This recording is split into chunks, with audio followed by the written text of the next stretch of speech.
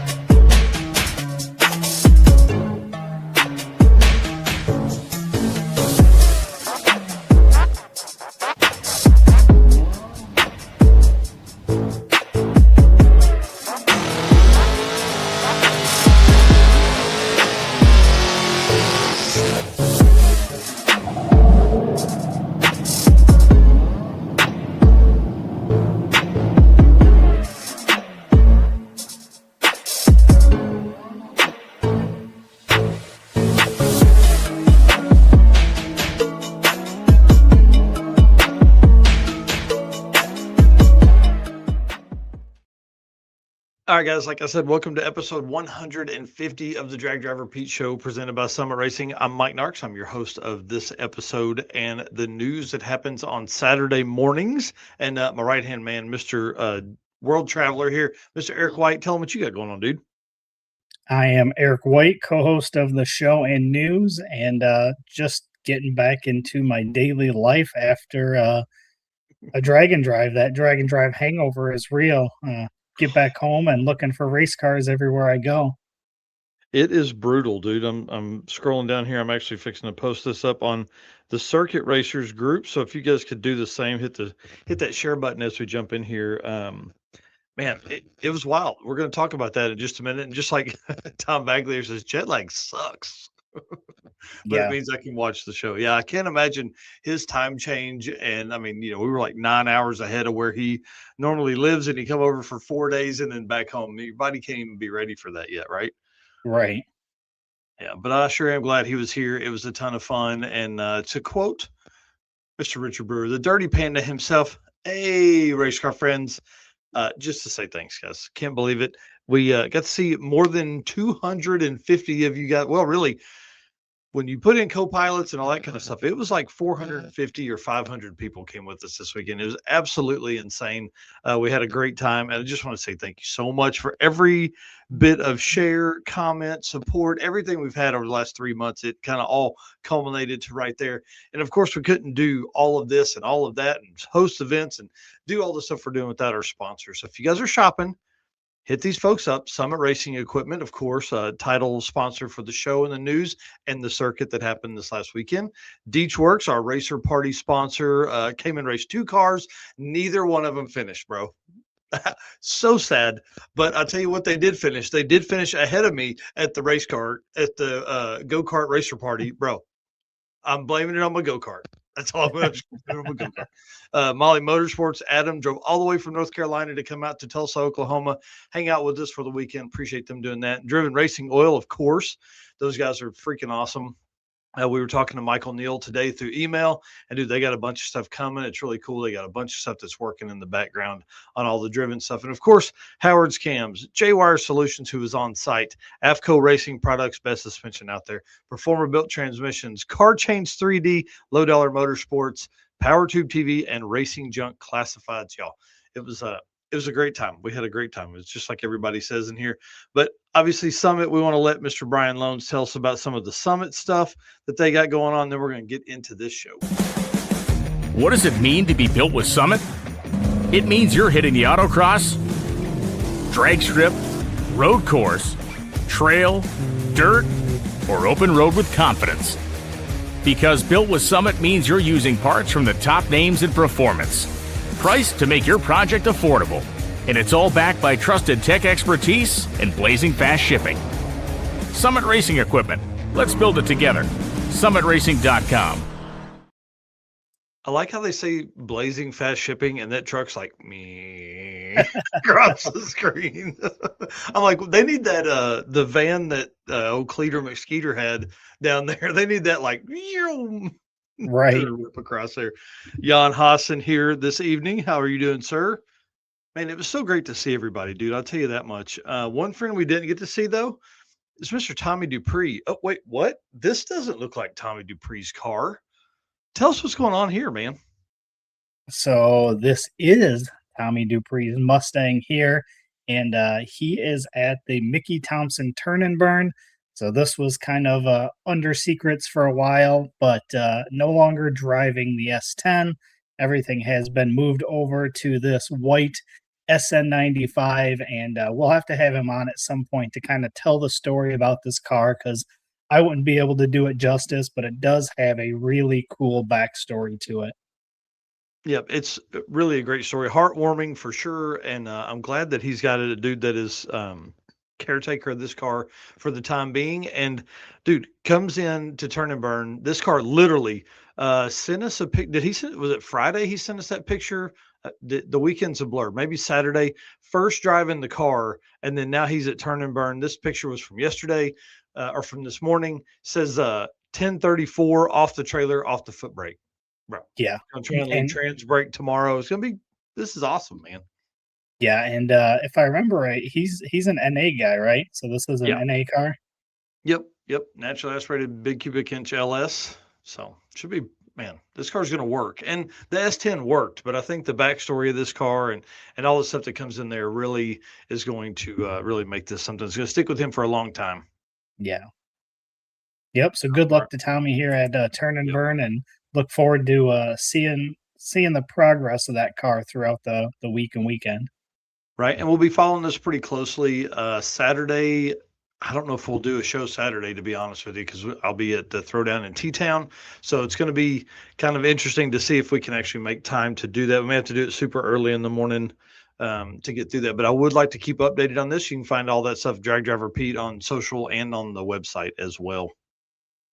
All right. Of course, we're Summit Racing Equipment affiliate. You can find that link at the top of our Facebook page or any link on the dragdriverpete.com website. If parts qualify, that does give us a little bit of a, I hate to call it a kickback because that sounds bad, but it's kind of some support. So if you guys use that, definitely hit those links. And then we do have, and I was supposed to send Eric one earlier, but we do have a few more discount codes left from the circuit that were actually in my center console of my truck. I opened it up today. It was like, oh, I was supposed to give those out. So, hey, that's the way it goes sometimes. That's all right. It saves one for me for sure, and I'm going to need one. Right. That's exactly right. Well, let's talk about some Drag Driver Pete updates. Man, I'll tell you, this is one of the saddest stories I think we've probably covered. In the 150 episodes we've done this. It came as a shock, I think, to probably everybody in the automotive community.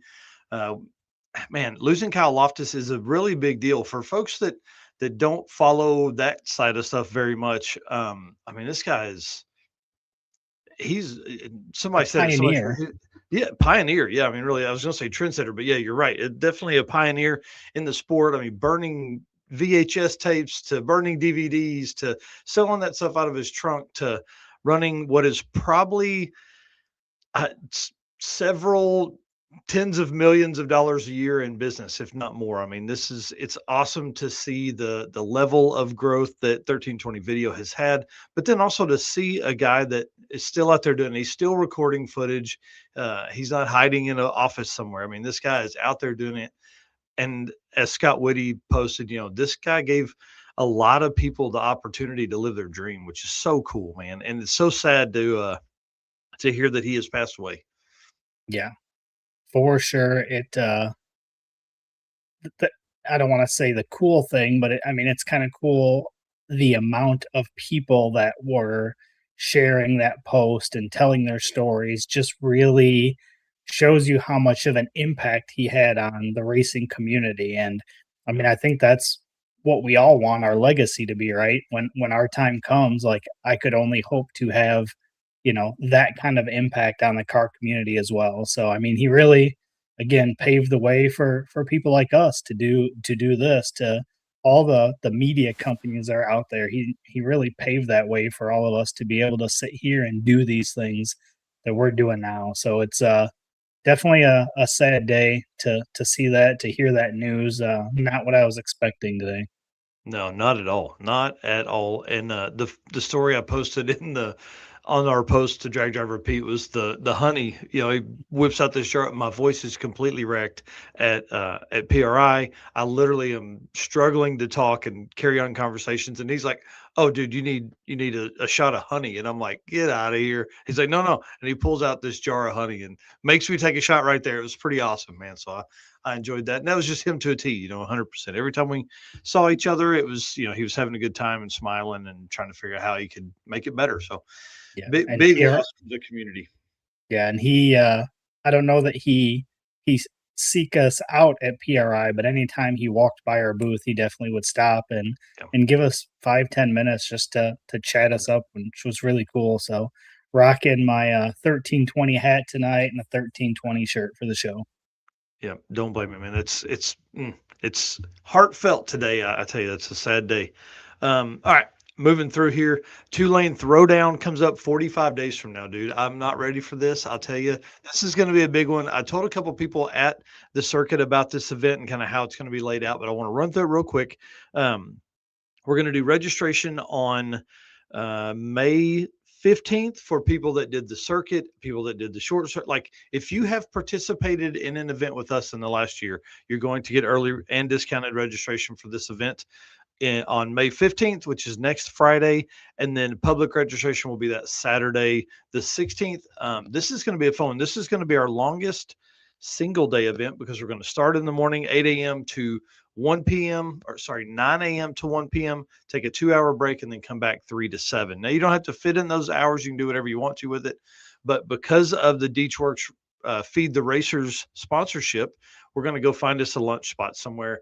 This drive will be a little longer than what the Mother Road Mayhem was because we have some dedicated downtime. We have to be gone from the track for those 2 hours. So this is going to be kind of a fun one. And I really can't wait for this one. This is, I think, going to change probably a lot of stuff for us moving into 2027. I think this event's going to be a ton of fun and we're going to have a good car count and it's just going to be a blast. Short circuit. How about this one? You ready for this? Are you ready? 184 days.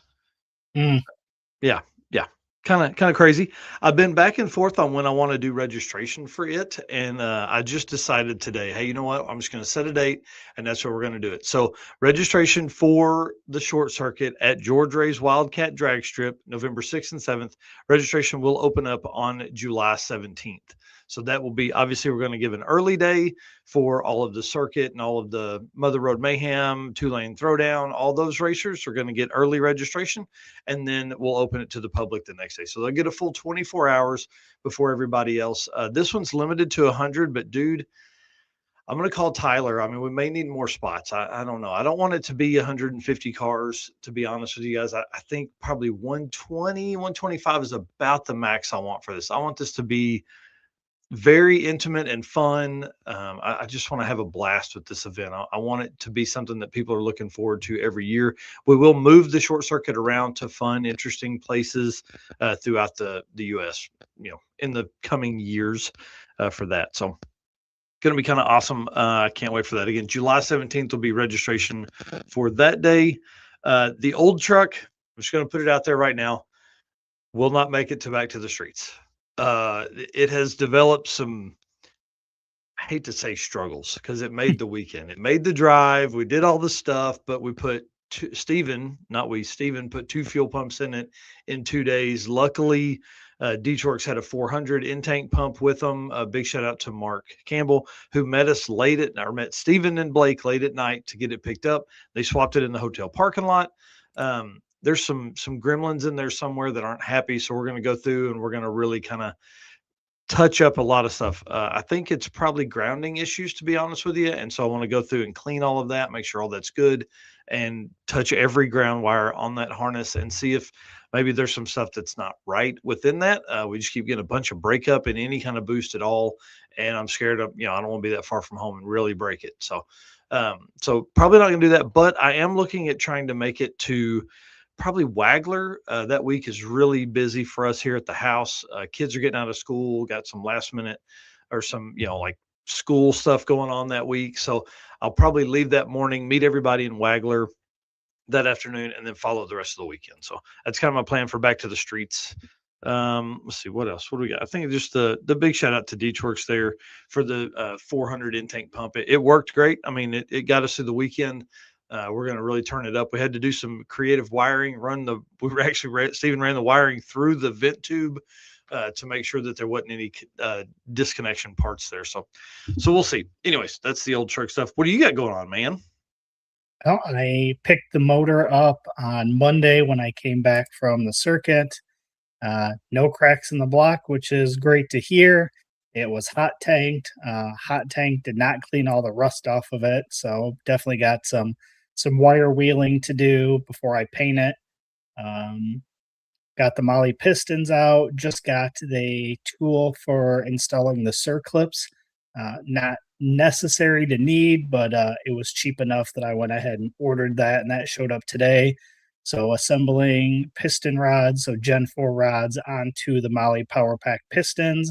And then I realized I have no bearings. So we'll be getting some bearings for that here so that I can start putting that together and doing a little research today. That's one thing that isn't talked about a lot when building an engine, at least is kind of what I was doing. You talk about cams, you talk about pistons, you talk about all that stuff, but bearings don't really get talked about. So definitely did a little bit of research to try to educate myself on that as far as getting the right rod bearings, main bearings, and cam bearings so I can put all this back together. Yeah, dude, I can't wait for that thing to be rolling. You and me both. Well, let's talk about the circuit 2026, dude. This is basically what the show's about tonight, to be honest with you. We are going to break down a bunch of fun stuff and even have Casey Matthews in to finish up the show to talk about his cheap car challenge and how much fun that was. A couple of comments here. Eric Gibson, another big thank you for a great event with the circuit this past weekend. Dude, we had a blast. That car, again, I said it in one of the videos, but that car is one of my favorite cars that's out there. And then Brian Myers has met a lot of great racers and made new friends. That's exactly what that event was for, man. The racer party definitely set that up. Oh yeah. I'm glad to hear the engine was ready. And then of course, 650 index was sick and tight, so tight, like 001 tight. We're going to talk about that as well. The grit event winner, man, I don't know. I didn't even get a chance to take a look at that. That was a dirt or a vintage race, like even older than vintage. I don't know what you call it, but Martin Kilroy is he races the 29 Ford. So. All righty, here we go. You ready? Let's talk about some fun stuff. All right, let's go. So, it was an incredible event to say the least. Okay. Day one video has dropped. So, big shout out to our boy Brian. It's on the YouTube channel right now if you guys want to go watch it. It's one of our best performing videos out so far. And then I think you guys are really going to like it. It is a mix of track stuff, Eric at Route Stops and his trip, and then Tom Bagley, Bags 96 in here earlier, TB Racing Productions, flew over from the UK, so it's got his stuff in it as well. I can't wait until Brian starts working on day two, which he's working on now. I think I have a base edit in my file right now to look through, but this is going to be a fun one. I think we really took the event to a new level this year. We're going to talk about all that stuff as we go through the show and how tight the races were, all that stuff. I did want to give a big shout out to all of the volunteers that helped this weekend. If you walked by the booth, there was probably a moment there where you were asked to move some stuff or help us get stuff out of the trailer or, help me put a speaker on top of the trailer, all that kind of stuff. So if you guys helped, I really appreciate that. Big shout outs go to Tom Bagley, who literally was stuck at the trailer all day on Thursday with Tara Fling. So I appreciate him doing that. He basically flew all the way over here and then was stuck at the booth. It's kind of tough. April Barker, Scott Barker's wife, April, another big help. She was a huge help at the short circuit. Came out this time, same thing. Couldn't get the engine back together. Scott wouldn't buy her a Hellcat, and so she just road tripped with us. And whenever she had free time, she would come over and help with that. Brighton James, Stephen's youngest stepdaughter, she was a beast over there on the raffle tickets on Sunday. Just, hammering people. She was shaking people down like left and right to get that money out of them. And then, of course, Brian Ekstrom drove all the way from Minnesota to come down and do all the stuff he did. He ran lanes, he hung banners, loaded, unloaded, filled up ice out of the coop or in the coolers, went and got waters. All the stuff that goes along with all that. And of course, Melissa, I love you, honey. I appreciate you doing all the hard work you did for absolutely no money. And you had to listen to me snore. So I appreciate her very much. Danny Fackus said, I helped by staying out of the way this year. Danny was awesome, man. It was great to see him and hang out with him and stuff. Big shout out to the Flings. Sean and Matt Fling, headed up Tech. And then, of course, Albert Short over there doing the same thing. He's our normal Tulsa Raceway Park Tech guy. It was great to see these three guys. I will say we had some struggles on Friday. One, because there's so damn many people. Okay. That's really where it really kind of went off the rails. We were figuring, or I was figuring, that we would have 180 cars based on past experience with people signing up and how many people show up. We had 214 racers. Well, we did 67 Tech on the pre-party on Thursday. So I thought, hey, that's going to give us 120. We'll be more than fine. We'll have 3 people doing Tech, because we kind of like went through Tech slowly on Thursday because they were just trickling in. Friday, it was insane. So that means we teched almost 150 cars on Friday morning while also racing and running the lanes and all that kind of stuff. So when we started, dude, it was wild. When we started looking at the people we were down one Fling who ran the lanes in 2025. So that was one. So now we had to pull Matt or Sean off to run the lanes. We were down our daughters who were running the merch booth and raffle ticket booth. So they were racing this year. So that was kind of a change, which didn't help any at all. And it really it just showed. So we're already working on plans for next year and how many people we're going to need, how many people at what station, how we're going to get those either volunteers or pay them or whatever as we get through all that. So thank you to everybody that volunteered. I appreciate you guys. You were awesome. And then of course, Richard here saying I counted 75 in line during the driver's meeting, wrapped all the way around the concessions. Yeah, and we had already been doing Tech for 2 hours then. Yeah. So it was pretty easy. It was pretty crazy. Shout out to Adam from Molly Motorsports, who drove all the way from North Carolina to come out. Sold $1,165 in raffle tickets for the Power Pack piston kit.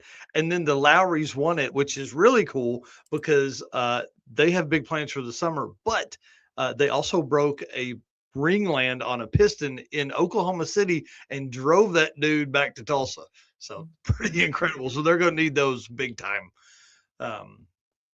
Shout out to them. And then, of course, thank you to Detroit for the hospitality at the shop. Those guys were giving tours and hanging out and doing all the cool stuff. Then they were at the track. A really big pat on the back to them because they actually, when we ran out of water over at our booth, they just drug their coolers over. And man, if anybody needed any water or Gatorade, they had it right there. So appreciate that. And then one cooler was empty, but still had ice water in it. They dumped that into Kylie Reynolds' car so he could make a pass. It was pretty cool, man. We had it was a great time. So thank you to them. Of course, the racer party, the go-karts, all that kind of stuff, which I haven't seen very many photos that we can use on here for the go-karts, but we're going to do that in a little bit.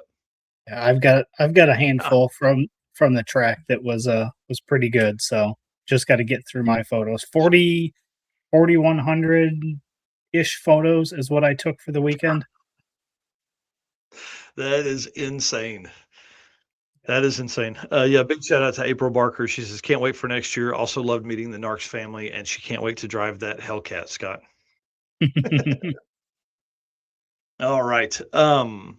Biggest event we've ever hosted, dude. It was pretty incredible. I know it's going to be the word of the night to do this, but man, 214 racers signed up for the circuit, or showed up. Sorry, not signed up, showed up day one of the circuit. 210 made or submitted passes on day one, which we only required one pass for day one, which helped 33 road trippers, which is the biggest group of road trippers we have. So, are you doing the math on that? You ready?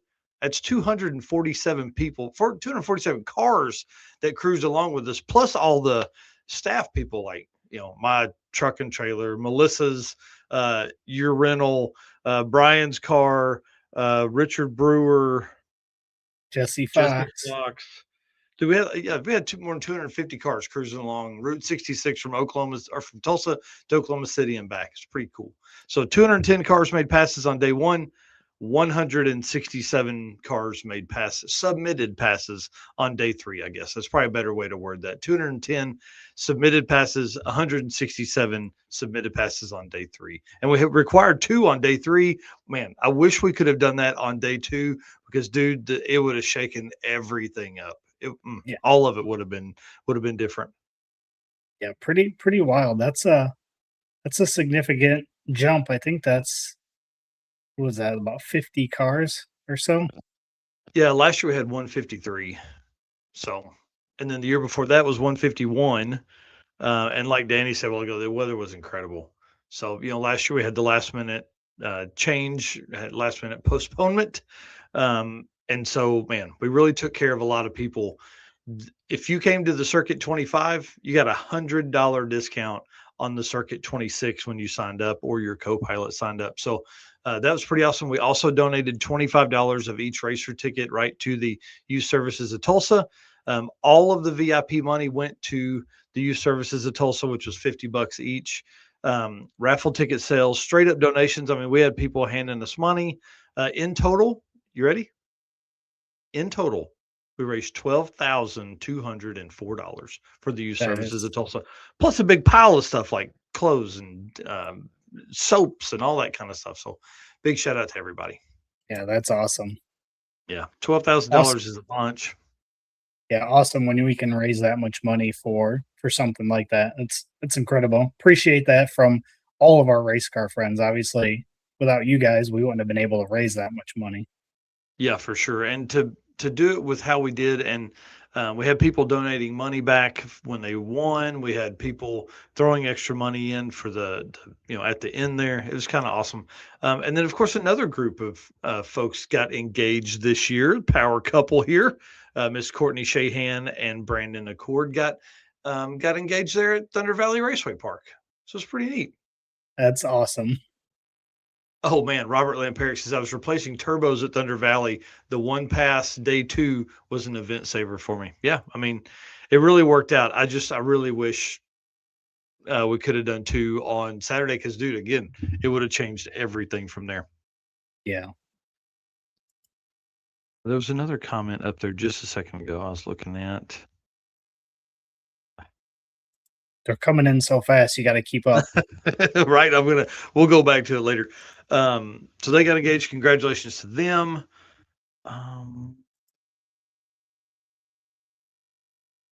Move up. Golly.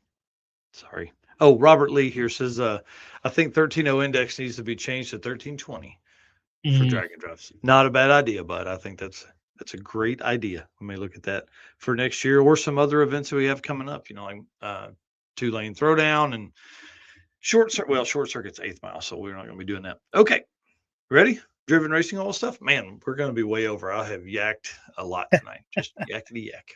All right, let's go. Hey, it's Brandon from Fort Smith, Arkansas here. Driven Racing Oil is a performance engine oil that can do it all. GP1 is the ultimate oil for any race or performance application. Whether launching hard at the drag strip, enduring the extreme heat of off-road and circle track, or pushing the limits in top-fueled drag boats and demo derbies, winning racers choose GP1. Compatible with engines from classic hot rods to cutting-edge race machines, GP1's unique surface cleaning and high zinc formulation ensures superior wear protection, particularly for flat tappet camshafts, while solving issues like cylinder washout with methanol and ethanol fuels. Crafted from the legendary Bradford, Pennsylvania base oil and enhanced with state-of-the-art additive packages, GP1 offers the best in protection and performance. Oh, yeah. And here's another one. Camp Counselor Bob was awesome for the event as well. Oh man, yeah, we're going to talk about him in a minute too. All right. So, looking at events, we are wrapped up for the month of April, talking about the month of May. And right now, the Mickey Thompson Turn and Burn is going on, like we said at the beginning of the show, with Tommy Dupree being there. That is May 5th through 9th, Summit Motorsports Park. And Bill Spangler, who was one of our first guests on the show, almost 150 episodes ago. He ran an 8.489 in the first full quarter mile pass of the FUB Fairmont. Dude, that car is so impressive. It's got a Godzilla in it now. It's going to be on point. So pretty cool. Next event up is Back to the Streets, which you just talked about. May 20th through 24th at Bunker Hill and Brown County, obviously. That is coming up in 14 days, just 2 weeks away. Then we have Drop the Hammer, May 28th through 31st at Mid-Michigan Motorplex. That is 22 days away. And rounding out the month of May, Sick Speed Fest, May 28th through 30th at Beach Bend Raceway, also 22 days away. That seems like May should be so much further away. Yep. And then we jump into June, and June is absolutely packed with events. So you can see all these on the screen. Street Weekend, June 4th through 7th. Streetcar Challenge, also June 4th through 7th. Alaska Speed Week, June 8th through 13th. Rocky Mountain Race Week, June 5th through 12th. Six Summer, June 5th through 20th.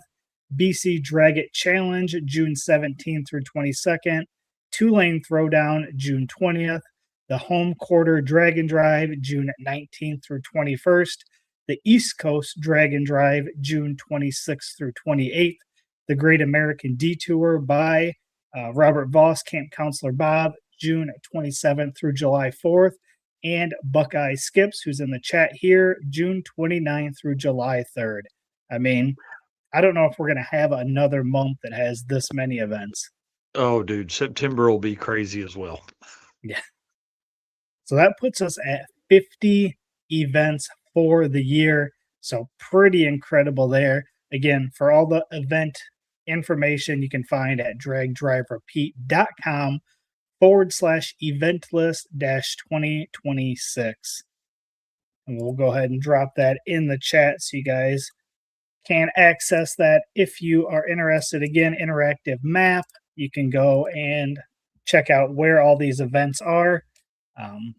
Otherwise, if you want to go to the list, you can go to the bottom underneath that and see all of that as well. We'll take links right to the Facebook pages or websites or whatever. Yeah. John Ketch says, can we get Josh Rich banned? No, that dude runs on Leaf Springs. You can ban him. That truck is so cool, man. Yeah, I was saying, I think I was saying that to you. I don't know what I liked better, the red and different colors or the white, because I mean they both looked good. I love white. I don't want to call it a ratty looking car because it wasn't ratty looking, but I like that rough look, and then it just goes out and lays out a beautiful pass. There was another car this year, which was one of my favorites, that was exactly that as well. So I think we'll probably talk about that one later. Yeah, Dustin Peterson, he says, he is my band book already. I love the white. The white race cars is where it's at, man. I'll fight anybody on that. Did you see Josh Rich's comment earlier? Why John Ketch is saying that? So when you had that drone shot from Richard Panda up there, he made a comment that he could see his bald head from there. It's somewhere awesome. Back up there. Yeah, he also says, by the way, that double cheeseburger at the concessions was legit. Yeah, agreed. So again, thanks to Driven Racing Oil, code DDR10, 10% discount on anything on the Driven Racing Oil website. And I was just on there looking around today. They've got assembly lube for assembling engines, which I'm probably going to need. They've got brake cleaner. They've got oil, all kinds of different products. So if you haven't checked that out, go check out all the different products that they have on their website. For sure. All right. Some J-Wire solution stuff here. I'll go ahead and hit the play button on that one, and then we'll get into it. What's up, guys? My name is Cole from Fort Worth, Texas. Expert car and marine wiring solutions that you can trust. J-Wire Solutions can wire and plumb your hot rod, your race car, hell, even your drag and drive car. Plus, they offer products to make your driving experience way better, like their blinker module that is just a must for all drag and drive cars. This module will allow your rear turn signals to continue to function while the brake pedal is applied, just like stock. Find all the details at jwiresolutions.com. Just shout out to Cole. I got to hang out with him while we were waiting in line at the racer party for the go-kart. So it's kind of awesome. cool to spend a little time, hang out, and chat with him. John Ketch. Bring it on, buddy. Bring it on. Report us. We don't care. First up, just want to shout out to Shahan Performance for sponsoring the small tire. That's the first class we're going to talk about here. And congratulations again to daughter Courtney for getting engaged on day 2 at Thunder Valley Raceway Park. Anytime you can add a power couple to the community, it's always a good thing. We'll go back to this photo of her here. Her and Brandon Accord ended up getting engaged over there. So congratulations to them. That's our second couple to get engaged at the circuit. One last year and then them this year. It's going to be kind of a theme going forward, I think, huh? We're going to be wondering who the next one's going to be. Right. Well, hey, here's the crappy part about that. Nobody told me. Yeah, I would have made a deal in the award ceremony about it, but I didn't know. I got home, sitting there Sunday night, just wore out, and I'm like, oh my gosh, people got engaged. And Melissa's like, what? Oh my God. Pretty awesome. Super cool. Yep. All right. Well, winner of that class, I showed the picture all ago. We're not going to bring it up yet. Winner of that class, first person to run a 4-second time. I'm going to say in the new era of the circuit, since we've started like NHRA Tech and all that kind of stuff, which is started in 2023. So first person to run a 4-second time at all. First person and only person ever to have a 4-second average. And he submitted 3 of 4 passes in the 4s, and his third pass that was not in the 4s was a 5:08 with a 7. And I forgot to mention this during the driver meeting, took home the Baker bounty from Jim Parkinson. Okay, so that was worth $1,000 coming down. Pretty good deal. Big shout out to Baker Engineering for putting that money up. 4:08:09, quickest pass of the class, obviously, and quickest 8th mile pass of the event. Mr. Kyle Beaumont won that class. Big shout out to him. 491 average for him in the Trans Am, the ZAM, as what he calls it. And this is his second time. He will now be featured on the circuit shirt. He was on the shirt in 2023, I think, with Brian Acton's first year. So he came down in 2022, quickest 8th mile car, then comes back, does it again 2026. So pretty awesome, man. I'm excited for him. Runner up in that class was Mr. Eric Kuhn. See if I put a picture of him. Yep, I sure did in here. Big shout out to Jesse Fox. This is one of his photos I stole. Eric Kuhn, second to run a second of three people to run a 4-second pass in circuit history with a 489 with a 5, ended up at a 512 average. So that's your top 2 in small tire. Small tire was pretty, I guess, a small car count in that class. Not as many, I think like 8 or 9 people in that class, but full of some fast stuff. I love Jesse Fox, but this was not his photo. This was mine, sir. This was yours? Yes, I put it in here. Oh, sorry. I thought I'd slipped it in there. I apologize. Eric White in there with the heat. I'm just giving you crap. That low shot, bro. I love it. Love that shot. All right. Let's talk about Unlimited by AT Industries. This is the shot you took here. Yep. So winner here, third person to run a 4 at the circuit. And first appearance in 3 years. Brand new car. Yeah, dude, he's worked every year to try and get here, but last minute stuff always comes up. Can't get his car running right. So this is awesome. Yeah, brand new car to him. Ran his licensing passes on Friday, which means he had 7 passes on Friday. Crazy. Yeah. Personal best runs throughout the weekend. A 4.943 was the quickest pass of the class. So this is Kylie Reynolds with a 5.222 average. How crazy. Like he had just bought this car. Yeah. When did you say it was? Dude, it was like 10 days before the event. Could you imagine that? Brand No new way. car that you know nothing about 10 days before the event. Comes down. He said it had been fast, and obviously it has. I mean, dude, he goes out and runs a 494. Right. Like Yeah. in his first outing. Like this is the first event. And he put that thing on the street. Yeah, he did wasn't easy on this thing. It was awesome.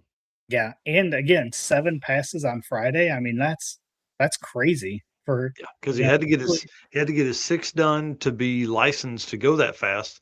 And this has created like an all new rule for us in our rule book too. That I've been talking with Sean and Matt Fling about is because, how do you approach that? What's the right answer? Can he, if he's not if he's not licensed to go that fast, he can't turn it in. So he has to get licensed. Well, if he doesn't get licensed on day 1, then he has to turn in whatever he like. If it was at that point, a 636 is what he could have ran. Like that's all he could have turned in on Friday. Yeah. But he was able to get all of his passes in, which was awesome. Yeah. And most of the time we see the U versus U cars coming out and making that kind of passes. So shout out to Kylie for putting on 7 passes on Friday to get that done. And again, to be able to come home and take that class win. Pretty awesome. Yeah. And then so runner up for Unlimited was Eric Reisner, 5.486 average. He had to change an axle seal on Thursday.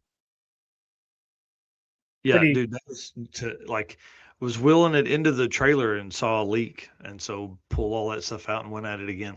Yeah. And then Jim Parkinson had a rocker stud strip out on day 1 after running a 5.14, repaired it with a helicoil and ran on Saturday, and then stripped out 2 rocker bolts on Saturday's run. So tough break there. And then John Ketch broke on Sunday, ran a 5.11 on day 1 and a 5.17 on day 2. So he would have been right there too. Yeah, he'd have been right up front. And it was so sad because John was like our first pass down the track.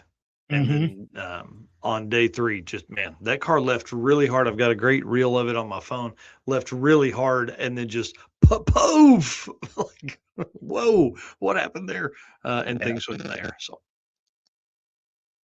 pretty awesome. Wild. So that is your Unlimited class winner and runner up from AT Industries. Eric Gibson has a great question. Who made the most passes total of the event? Any ideas? I have no idea, but I do know that it may be Brian Acton. To be honest with you, that dude was man. They were pushing hard to keep that Baker bounty at home, but it didn't make it. Last class here in the J-Wire solution, we're going to talk about you versus you. This class here is a ton of fun for me. I love this. This is like a 6 DYO, where we basically use the spread of your quickest and slowest pass to calculate the winner of this. So top 13 cars across 4 passes, which was day 1, we only required 1. Day 2, we only required 1 because of oil downs. And then day 3, we required 2 passes. So you had to make 4 passes, had to submit 4 passes in 3 days of racing. We're looking at ways to make that even harder next time. We are definitely always trying to make 2 passes on day 2. We may look at, I don't know, maybe you have to submit 5 passes, whether that be day 1 and 2 on day 1 and 1 on day 2, however you want to do it. I don't know. We're looking at a lot of different ways, but the oil downs really struggled to keep us going on Saturday. So top 13 cars split by less than a tenth in spread.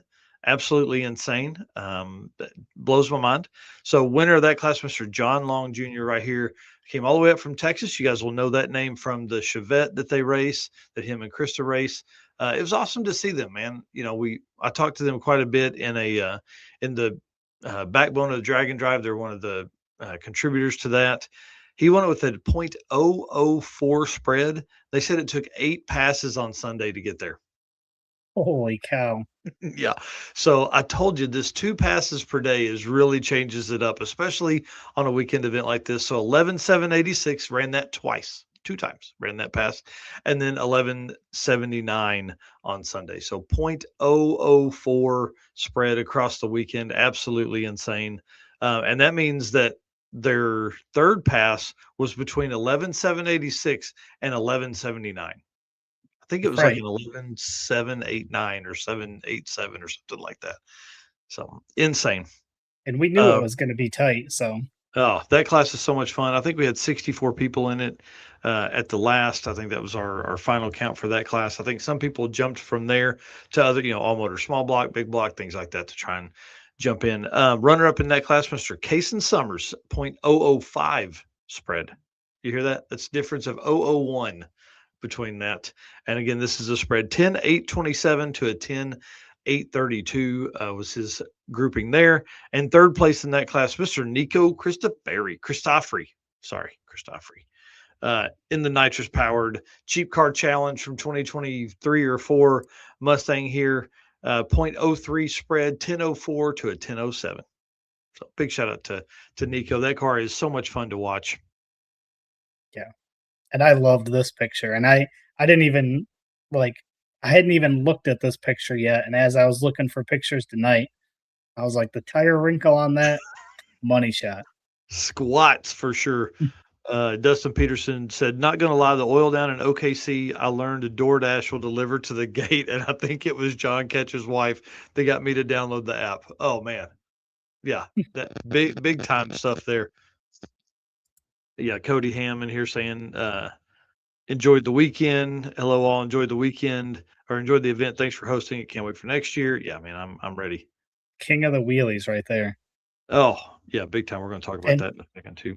and my favorite part of him was as we were, I think it was on day one, leaving Tulsa, and we're going down the highway, and there's construction going on, and I see him dip off the road, and I was like, "Oh man, he broke down."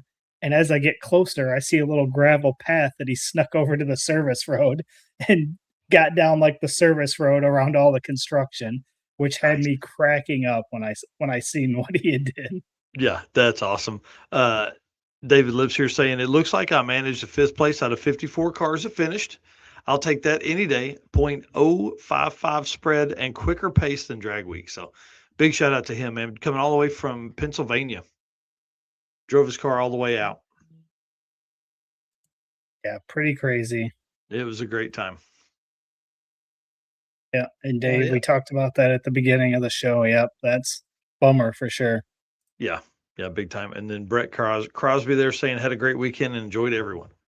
Man, Cody says shortcuts. always. All right. Oh, they should have, announced about the DoorDash coming to the gate at Thunder Valley. A big shout out to Jay, man. He come down. Him and I got a chance to talk quite a few times throughout the weekend. I appreciate him and his insight on some of the stuff. And this event is just going to get better and better with everybody's feedback. And we appreciate you. If you have anything you'd like to add, please come on and tell. You can send a message to me or Eric White about it, and tell us what you like, what you didn't, how we can do better, all that kind of fun stuff. Molly Motorsports, if we want to hit the intro for that, and then we'll talk about these. All right. Perfect. Looking for a forged piston kit for your vehicle? You need Molly Motorsport Power Pack. What is Power Pack? It's the ultimate forged piston kit that comes complete with pistons, performance file fit rings, hot string steel pins, and clips, all engineered to work together, so all you have to do is build something great. Find your Power Pack at mollymotorsport.com. All right. Speaking of Molly Power Pack,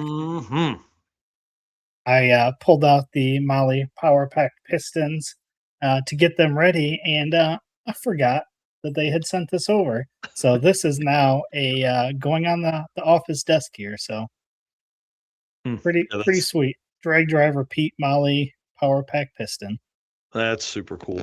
Well, in this segment, we're going to talk about the class that they sponsored, which is our Street Race Power Rider class, our premier quarter mile class for the circuit. And as you guys have heard us say 100 times, maybe more, maybe 149 times, the 850 quarter mile stuff is my favorite class. I think those cars, they still look like regular cars. They're not absolutely over the top race cars, and it just gets really fun to watch.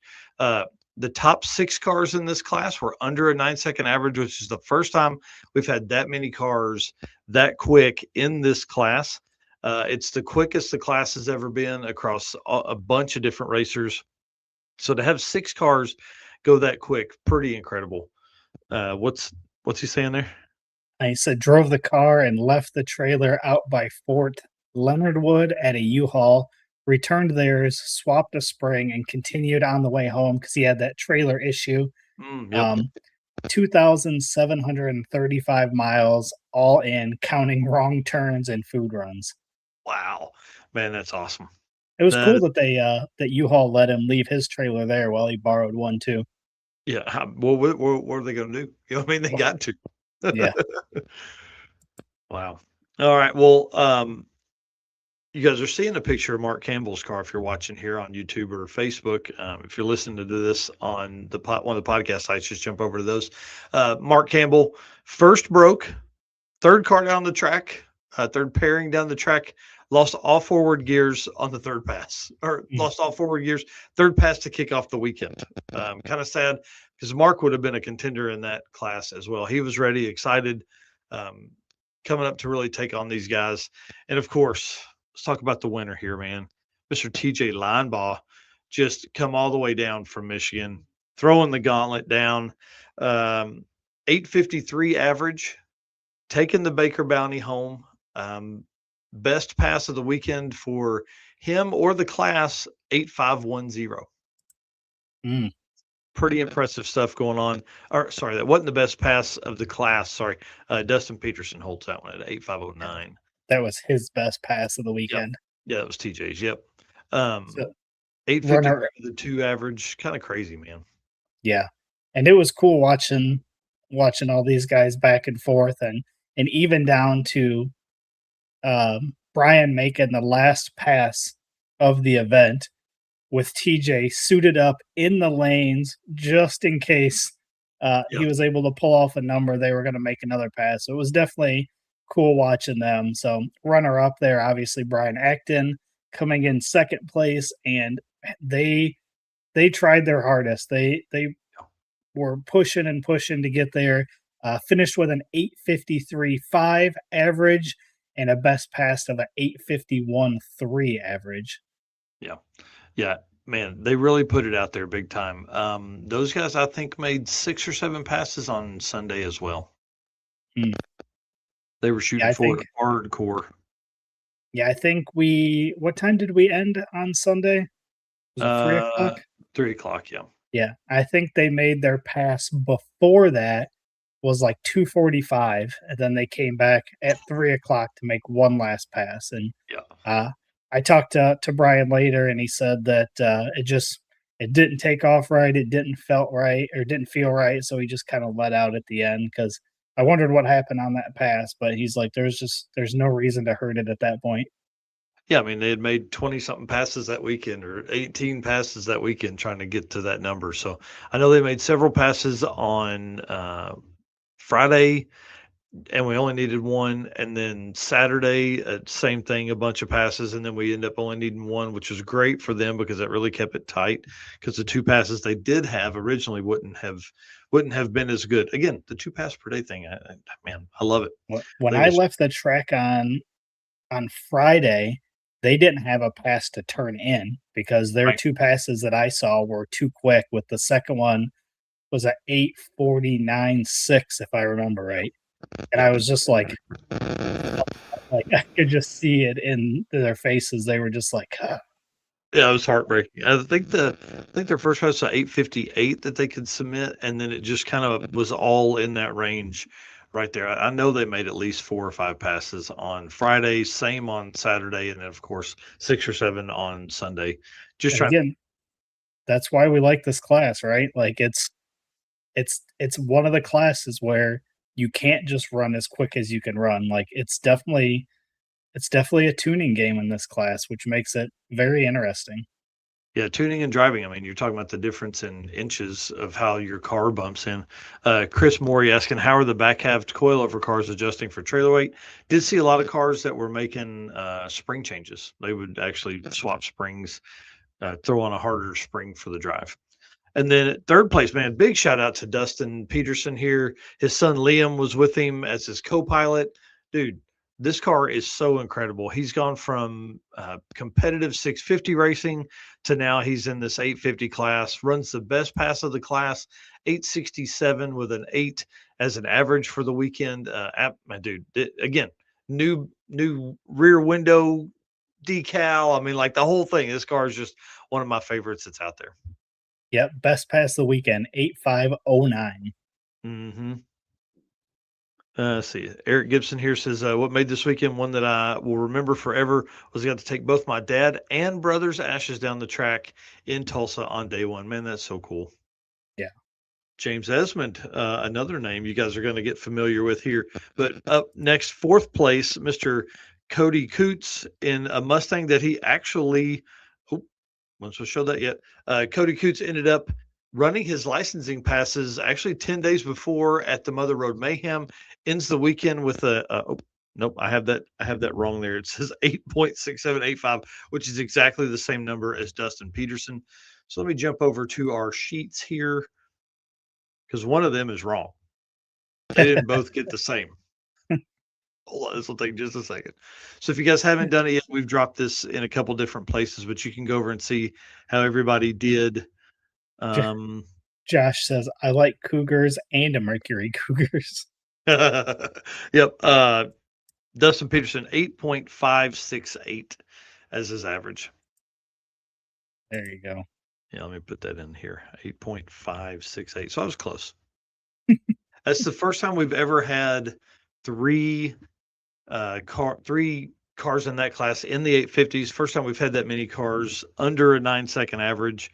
In fifth place, Mr. James Esmond. First time doing the circuit. He did the short circuit back in November and then did Mother Road Mayhem 2 weeks ago. Bro, this guy is all in on Dragon Drives. Ran PVs all weekend, ended with an 8.700 average. So that's your top 6 cars in Street Race Power Rider class presented by Molly Motorsports. Pretty awesome. Yep. Total car count, which I meant to put in there on this class, 15 cars total in this class. And let's see how many finished. We had a total of 11 cars that finished the event. So pretty impressive number. Yeah. Yeah. One of my favorite classes for sure.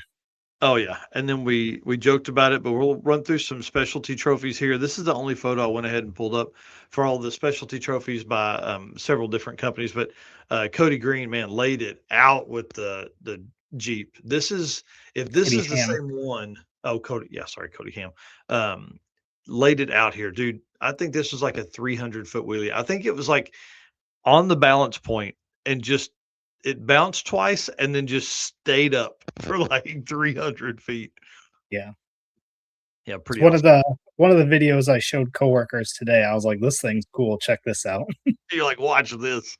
Yeah. So he ended up with the biggest wheelie. That was sponsored by 4-Eyed Performance for $200, Johnny Allen Media for $200, and then AT Industries for another 100. Yeah. So Pretty $500 awesome. is worth it right there. Yep.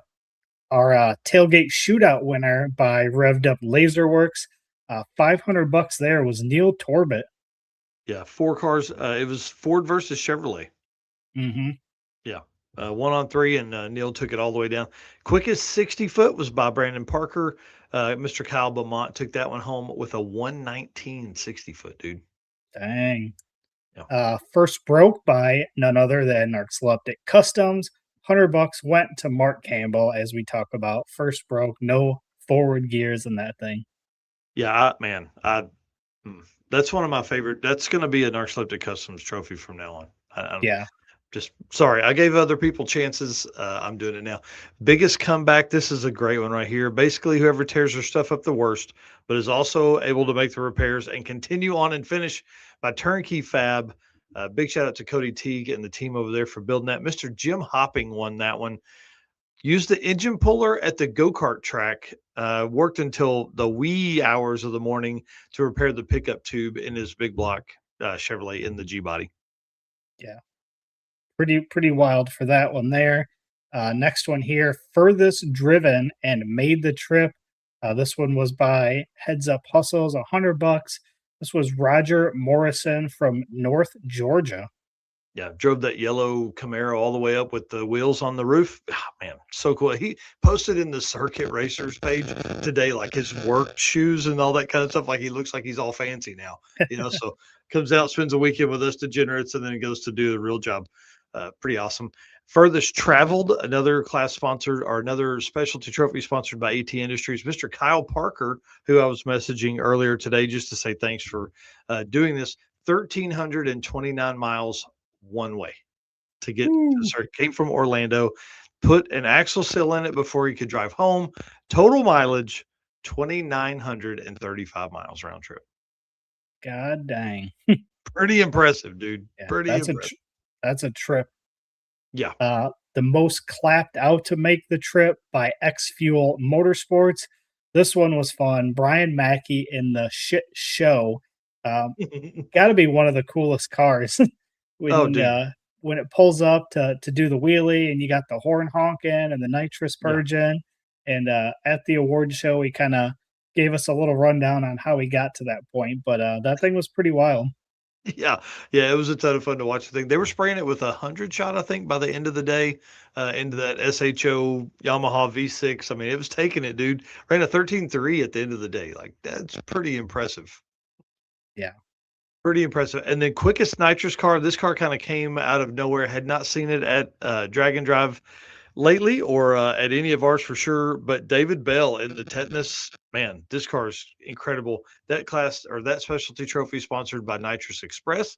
Big shout out to them. It's their first time being here with the circuit. 552 with a 6 average for that car. Yeah. And that was the other one that I was talking about was one of my favorite cars this year was it definitely didn't look like it ran as quick as it did. So definitely caught me off guard, and I absolutely love that. Yeah, I'm a big fan of that car. All right, we've got looks like best reaction time by AT Industries. You got here in the notes 0.027, but who was that? But no name, I do not remember. I think it was Cason Summers, actually. I think it was Cason Summers. Somebody let me know in the chat. Young guy, pretty sure it was him. Okay. Maybe. It was 100 shot for the 13.3 pass. That's awesome. Eldest driver, this is kind of a fun one to do because it takes us all to do this to make these worlds go around. Eldest driver again by AT Industries, Mr. Lee Shaw, 78-year-old man, just out there kicking ass, taking names. That guy made at least 3 or 4 passes every day, and got to talk to them a bunch. They were struggling with the apps and getting the times, and it didn't help that sometimes we would put B146 on their car when they would come to make a pass, and then other times it was B46 when they would be in the lane to make a pass. So that's another thing we're gonna remedy next year. We're just gonna get big stickers like Hot Rod Drag Week and Rocky Mountain Race Week and all those guys do. Yeah. Another cool one here, youngest driver by AT Industries. Obviously, we need as many young drivers as we can to get into the sport to help this thing grow. Eli Kesner won this by 11 days at 13 years old over your daughter, Gracie. Yeah. So they're walking up and just to be clear, my daughters, both of them, hooked. When can we go to the track next? We're ready. When can we go again? I want to work on my reaction time. I want to work on going faster, all that stuff. When they come walking by, Matt Fling was talking to his mom, Tara, and they were going through the names and all that kind of stuff of people in Junior Street. And the Kessners were walking by, and I was like, hey, how old is he? They said 13. I was, oh, when's his birthday? It's February. I'm like, oh, shit, okay. So what day? And his birthday was the 12th. My daughter's birthday is the 1st. So she was pretty upset that she missed it by 11 days. That's wild. Yep. And then first time racers, another specialty by AT Industries. 9 racers, first time they'd ever been down the track or anything like that. The older people in that group, the young adults that were in there as well, split that and gave it to the 5 young racers that were like 16 and younger. So big shout out to all those folks for giving up their money and giving it to the kids. My oldest daughter used that today to go to lunch with a bunch of her friends. And then my youngest daughter had it spent before we got out of the parking lot. She was buying stuff on Amazon already. Did she take the cart to lunch though? No. I asked her if she wanted to drive it to school today. It was going to be beautiful weather, and she said no, she didn't want to leave it outside at school. So, gotcha.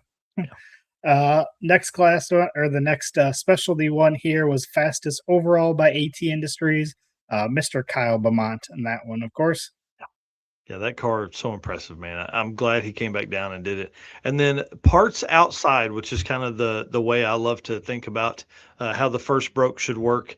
But parts outside the engine goes to sponsor David Deach over there in the 4G63 powered car.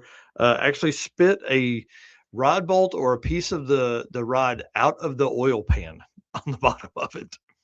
Yeah, and he said he is building it and it's going to be better next time. So I'm pretty sure he is another one that had an absolute blast, which was awesome to see.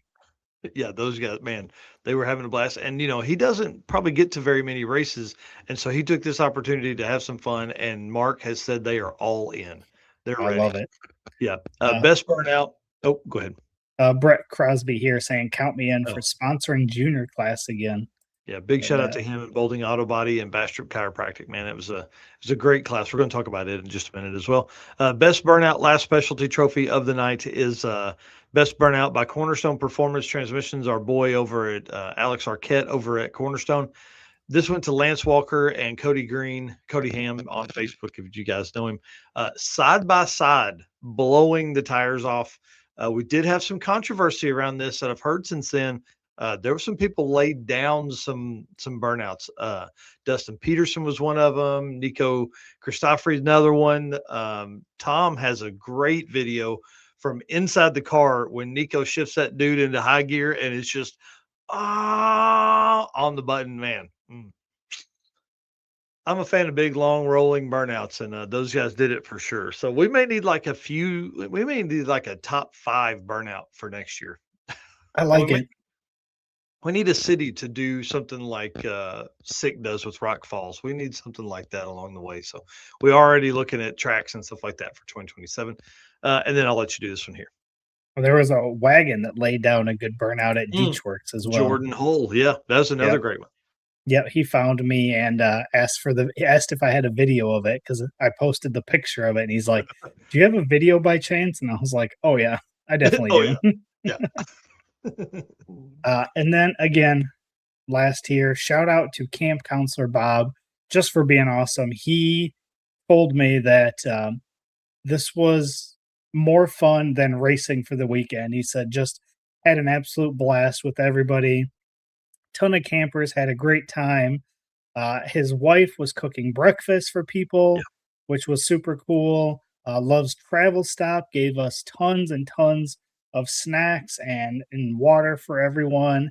In fact, they were driving around at Thunder Valley, sitting in the back of the truck, just handing out snacks. And I ended up grabbing, of course, a bag of those gummy bears because those are awesome. And did not have any of them. Thanks for sharing, jerk. Might have left them in the car. They might have kind of got melted into maybe one giant one, but hey, still edible nonetheless. Right, Cody here. This truly is one of the reasons we went to Oklahoma City, brother. He says, make sure the tracks are next to another go-kart track. I mean, 100% this is why we did. We did go-karts in 23 or 24, and it changed our life, man. It was incredible to have all the fun with all those folks and do everything like that. I did like that they made breakfast for folks. I loved that they always had snacks and drinks and all that stuff because it gave us another outlet for that. You didn't have to just come to the booth up front. You could have gone to Camp Counselor Bob and all their stuff out there. There she is right there, Lori. Yep. Yeah, it was pretty fun. And Cody was the one pushing me down the track. And I told him, when you're in these go-karts, you can't really see who's behind you or what they're doing. Yeah. But let me tell you, I felt him pushing me all the way down that straightaway.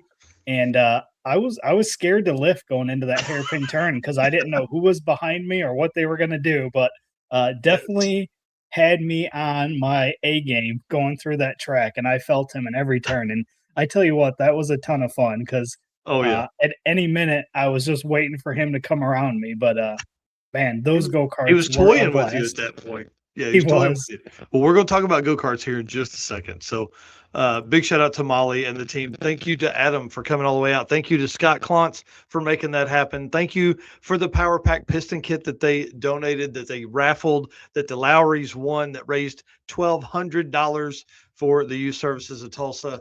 Thank you for all that expense. I mean, dude, they didn't have to do that. They didn't have to come out there and I mean, they spent a few $1,000s getting him here and out there and back. So if you guys are looking for pistons, please hit these guys up. I mean, they can do custom pistons, they can do off the shelf stuff. It's incredible what they can do, and they're very smart. All of them that you talk to out there. So big shout out to Molly. Thank them a whole lot. All right, sir. Let's thank our race car friends, and then we'll move into the Deechworks segment. All right. Well, again, appreciate all of our race car friends here tuning in with us tonight. Everybody making comments have been amazing so far with comments. I'm actually struggling to keep up with them, which is awesome. Love to see that. Thank you to all the race car friends that I saw at the circuit, everybody that stopped and talked to me, that stopped and talked to my wife and kid while they were there for a few days. Got my kid on the track and took some pictures. So we've been looking at the pictures that he took. Just again, appreciate each and every one of our race car friends. It was awesome to see everybody. My first event of the year, so I'm excited for the remainder of the year. And again, all of our sponsors wouldn't be possible for me to fly down to Tulsa and attend this event and all the traveling that we're going to do the rest of the year. Again, Summit Racing Equipment, Deechworks, Molly Motorsports, Driven Racing Oil, Howard's Cams, J-Wire Solutions, AFCO Racing Products, Performa-Built Transmissions, Car Chains 3D, Low Dollar Motorsports, Power Tube TV, and Racing Junk. All right. You ready for some Deechworks stuff? Yes, sir. All right. Well, Deechworks is a leading manufacturer of high-performance fuel system components. The DW product line includes fuel injectors, pumps, rails, filters, lines and fittings, plus pump modules and surge tanks, all engineered to support power levels ranging from 400 to 4,000 plus horsepower. With a focus on engineering excellence and industry-leading customer support, Deechworks continues to drive the future of high-performance fueling.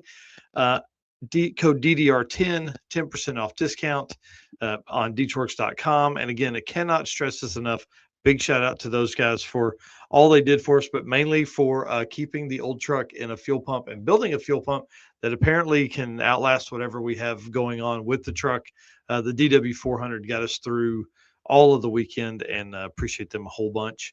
Of course, racing two cars, brought out Mark Campbell's car and brought out the Volvo. Did you put the Volvo in here by chance? Yep. Yeah. Golly, I love this thing. And this is Thunder Valley. You know how I know? Because it's in the gravel and grass. And the hood's Right. Yeah. Brian Myers has laid down some heavy black marks in front of Deechworks. We call that helping reseal the road. So to bring two cars, big deal. You know, Mark came all the way from Mississippi to come over and do this. It was really fun to watch that. And of course, the racer party at Deechworks. I did grab a couple photos. I can't explain to you guys what it's like to see this many people in line. The picture on the right is the line to race go-karts. It did not go down at any point throughout the night. There was at least 40 or 50 people in that line all night long. Yeah. And the owner, I believe it was the owner that was walking around. He was having a blast. Like that dude. Yes. He's a character, man. He was awesome. Yeah. I don't know if this is typical for an event that they host there or not, but he was loving all the people that were there. The parking lot had plenty of room for everybody to fit all the cars and trailers in there. The go-karts were great. Like this was a ton of fun. Yeah, this one here is our crowning achievement for racer parties for sure. Oklahoma Motorsports Complex. Big shout out to those guys. Rodney was the guy you're talking about. That guy went live like 3 or 4 different times, and he'd come running up to people and go, where are you from? Like, but in this huge booming voice. And he caught Chris Wozniak one time, and he was like, Nashville. He was like, Nashville. Oh my God, Tennessee. And he's like, man, it was incredible. He did that like 3 or 4 different times on a live stream. So it was really a lot of fun. Yeah, Richard saying, I guarantee he had more fun than anyone else. Oh, yeah. And look at this right here. Deechworks in the comments telling us it was awesome. Thank you. I can't thank you enough for this. This was incredible. Yeah, I think they had as much fun as we did. And the final race, we talked about this. Well, let me go back. We served 80 pizzas, 40 orders of breadsticks, 40 orders of cinnamon sticks. Man, it was incredible the amount of food that we had. And big shout out to Eagle One Pizza in Norman, Oklahoma. It was awesome. Yeah, 400 and something drinks that. Oh yeah. Didn't even think about that. Yeah, Rodney Reeves hit it on the nail on the head. The parking lot was a pretty awesome car show, and you got to see Jim Hopping working on his car. He was in the engine bay. Yeah. Do you have any shots of the go-karts? I don't. These are the only 2 I have here. Let me show this real quick because I posted one as a teaser photo here. All the stuff I took was video. Yeah. So this one right here is one of the shots that I posted up a couple days ago. But I mean, these things were awesome. Yeah, that's a great shot. This is what I got a bunch of these. This was just one of them that I grabbed, but I had to get, so I didn't get on the go-karts until later because I obviously wanted to get these types of photos during the day before it got dark. And then once it started to get dark, I put the camera away and then just rode go-karts the rest of the night and hung out with everyone, which was a ton of fun. You really did. You went 3 back to back. There was one in between. I ran my first one, and then I had one off, and then it was the final race, and then it was us versus Deechworks race. Oh man. Okay. Here, make me full screen here. I'm gonna show you this. I'm just gonna show it from my phone. We'll post it later, but look at this shot from Richard Brewer, Dirty Panda.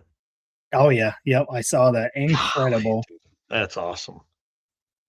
Wow. Yeah, talk about a big, car show there. Yeah. Yeah. Yep. And Rodney, of course, having a blast, dude. Yeah. I think the amount of media we got this year from everyone is the most media that we've ever gotten. Like having Richard. I mean, I was with Richard multiple times throughout the weekend. Let me actually pull you back down so I can. There you go. Was with him multiple times throughout the weekend, and I think he recorded. I don't know how he recorded as much as he did. I mean, there was pass after pass he recorded. Well, I'll tell you this much: I didn't pull all the videos from his SD card or whatever you call it, not SD, the SSD system over to mine before I left. So I ordered a 2 terabyte to send up to him. Or he ordered it to send to his house. I paid for it. And then he's going to load all that stuff on there. We're going to meet it back to the streets and I'm going to pick it up. So we'll have a ton of drone and video footage, 4K, 120 frames a second. It's huge. Yeah.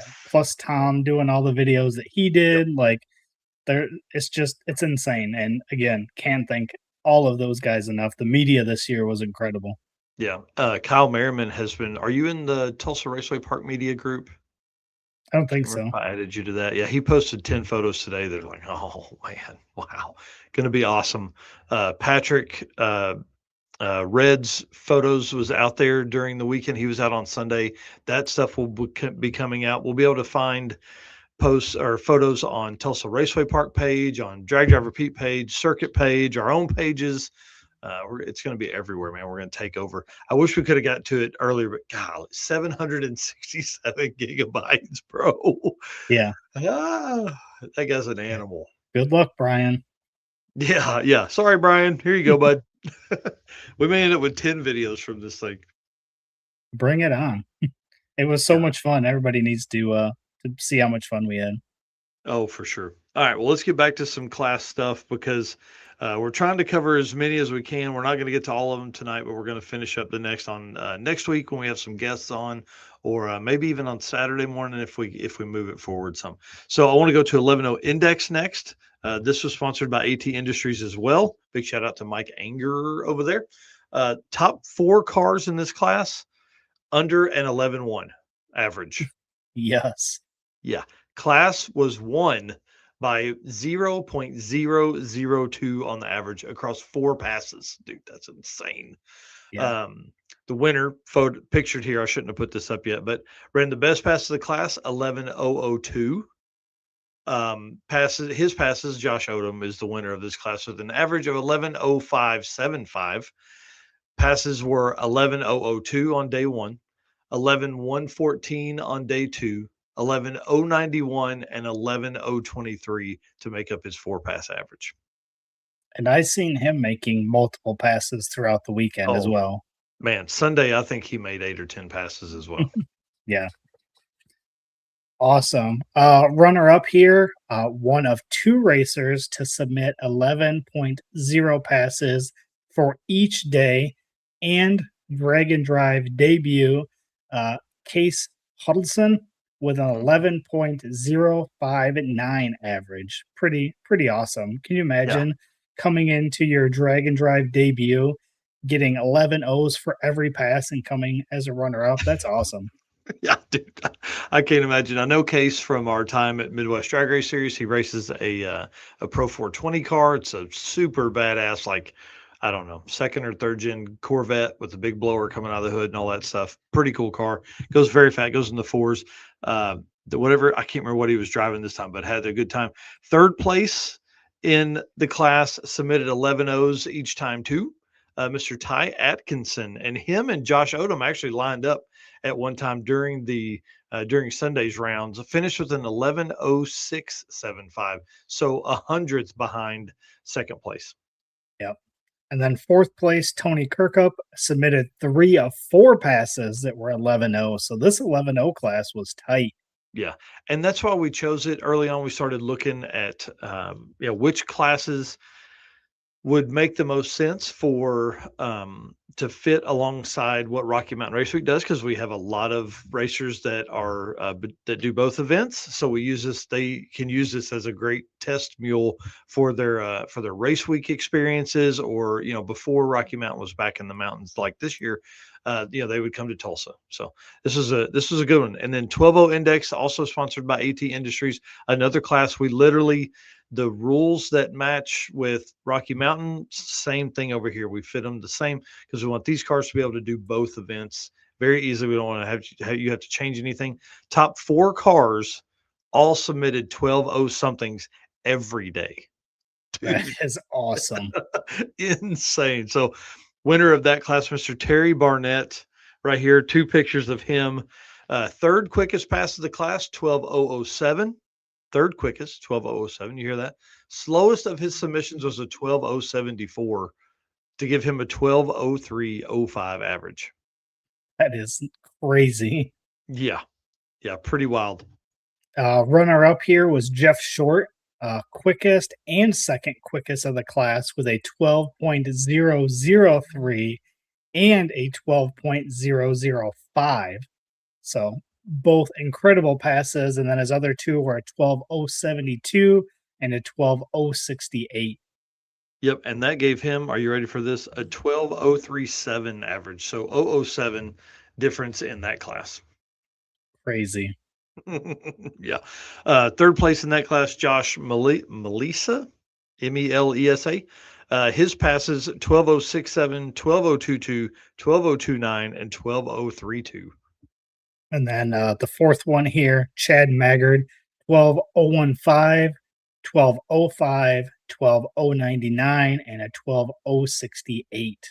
Yeah, absolutely crazy. Big shout out to Chad driving the Ford truck that we've took some shots with the old truck in 2023. Man, those 2 trucks next to each other are incredible. But to go back to Josh, Melissa, and Jeff Short, Jeff Short's average 12.037. Josh's 12.0375. Oh man. 5/10,000ths of a second separated them. Yeah, that's pretty wild. Yeah. Yeah, Richard Brewer in here saying multitasking and a decent little reel dropping in a few minutes. That's awesome. Over on the Dirty Panda, DIRTE as in Edward, Panda I channels over there, YouTube, Facebook, Instagram, all that stuff. I don't know how many reels or shorts I took, and I did not get a single one posted the whole weekend.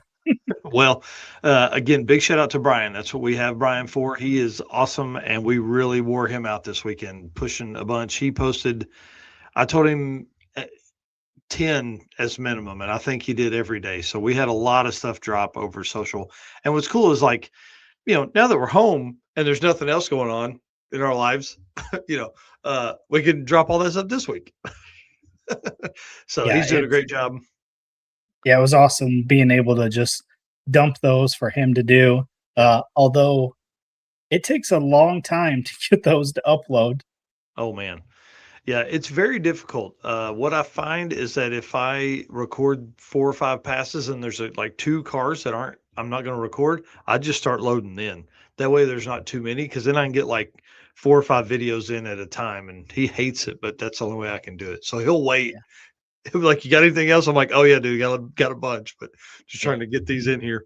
I was dropping like 50 something per night, and that was rough. Man. Yeah, that's too tough. Big shout out to D-Torx again. Thank you guys so much for being so supportive of what we do here at Drag Drive Repeat, and of course at the circuit. And the Feed the Racers program that they sponsored for this year is really fun, because we're going to take our street and strip series, and that's what that sponsorship program is for. And we're going to feed folks. I brought Waffle House breakfast on for Mother Road Mayhem. I don't know what we're going to do for the 2-lane throwdown here in 45 days, but we're going to do some kind of lunch thing. I don't know if we're going to buy buckets of chicken at KFC or what, but we're going to do something somewhere along the 100-ish mile drive. I think we're probably going to kind of be my goal. So big shout out to D-Torx. Thanks again to them. And I hate it that Mark Campbell didn't make the weekend, because man, can you imagine the 5 cars duking it out that can run 850 something, and most of the time? It'd have been awesome to see. It was great hanging out with him and chatting with him all weekend, though. So probably wouldn't have been able to do that if he was busy racing. No, that's for sure. But I wouldn't trade that for anything. But definitely wanted to see him run. Yeah. All right, let's move into some Performer Built transmission stuff. All right. Performer Built is the official transmission builder of Drag Drive Repeat. At Performer Built Transmissions, their goal is to engineer and build the toughest transmissions on the planet. Performer Built doesn't just rebuild transmissions, they systematically re-engineer each model to eliminate OEM flaws and to achieve the highest levels of performance. That's why they say their transmissions are not just built, they are Performa Built. For sure. And in this class, we're going to talk about the 650 Index, sponsored by Flairside Performance. I, again, didn't mean to show you guys that photo. 13 cars in this class, 5 cars with a 6.5 something average. This is a 650 Index that 5 cars of 13 had a 6.5 something average. The class was won by 0.001 on the average. This is exactly what we want to see out of these index classes, though. Like, we want them to be tough and competitive, and want people to come back and try to take that top spot. Yeah, these dudes duked it out the entire weekend, man. It was awesome. Winner of this class, repeat winner, Mr. Scott Barker, won it last year, won it this year, 6.5215 average for him. Best pass of the class, 6.503.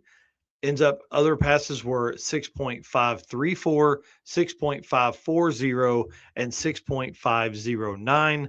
Third quickest pass of the class on that last one. That's wild.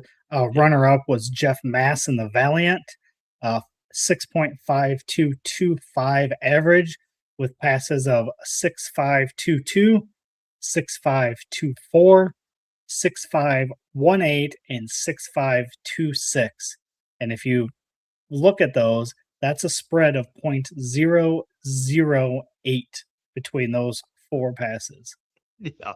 Yeah. Without the 6509, Scott wouldn't have won it. If it had been a 651 anything, I don't think he wouldn't have won it. Yeah. So pretty incredible to do that. Third place in that class, Miss Abby Larson in the Trailblazer, 6.625, 6.514, 6.566, and 6.545. Dude, that's crazy, man. Mhm. She is a killer in that 650 class. And I've got some great photos coming of her and her husband side by side Oh making man, passes. So there's going to be some cool photos coming of those two. bring it on. And then just some extra here. Shout out to Galen Knowlton, 6.503, second quickest of the event in that. Yeah. So Yeah, he put it down, man. They were duking it out over there, and then his daughter Portia Desmond rode with him, and her son. Son was co-pilot. Portia was extra co-pilot. She actually runs part of the team of Wild West Dragon Drive, Wild West Dragon Dash. Sorry, Wild West Dragon Dash. We know the story behind that. And they came up, rode with Galen, had a good time. At the end, we talked just about every day, and she was like, "This is so much fun. It's fun doing other people's events." So that's why we got to get the old truck right, so I can take it down to do their event. yeah, for sure. All right, and then moving on, Junior Street, first time for us to do that class. Bolding Auto Body and Bastrop Chiropractic sponsored that class. Big shout out to them for putting all that together. Eli Kessner, quickest in his mom Kristen's expedition with a 958 average. Big shout out to them. He was going to race her Dodge truck, but they couldn't get the window to go back up. Something happened. They rolled the window down and it would not go back up. So I think they ended up finally getting it before they had to leave. But that expedition moved out, dude. Yeah, pretty wild. Yep. And then my daughter in Stanley in the old truck, we call it 1131 average. So you guys know we're way off on time on that thing. That thing should be way faster than that. But again, having issues. 11311 average for her. And then Brantley James, who is Steven's oldest stepdaughter, 11324 average. So Uncle Steven put in some work this weekend. Uncle Steven and Daddy Steven put in some work this weekend. They each had to make, oh man, at least 2 passes a day minimum, throughout the weekend. I think on Sunday, and if he's still watching, he can tell us, but I think on Sunday they made like 3 or 4 passes each, and the truck just kept getting slower and slower throughout the day. Yeah, you could hear it. It just as soon as it would get into boost, it would just cut up. Yep. Yep. And I So just had a realization. I told Casey Matthews 9:30, didn't I? I'm not sure. I bet I did. But Lead us for a speaking minute. Yeah. speaking of your daughters, did how was the driving the cart in the evenings? Because boy, it got chilly some of those evenings. Man, the girls that rode in the back seat did not ride in the back seat once the sun went down. Yeah, Yeah, they were not in on it. So yeah. It's I bet that was pretty chilly there for sure. yeah. Sorry. All right. Do you I'm want me texting to Yeah, go ahead and jump into the AFCO racing segment here? In this Yep. segment, we're gonna talk about the cheap car challenge, and give me 1 second here because I just closed out all of my notes. Dustin Cottle here saying, when are we going to have an old truck work day? Man, really, I thought we were pretty close to having it ready, and sadly, it just did not, was not ready. So to get there. Okay, perfect. Yeah, Casey says he's going to be able to jump on in just a second.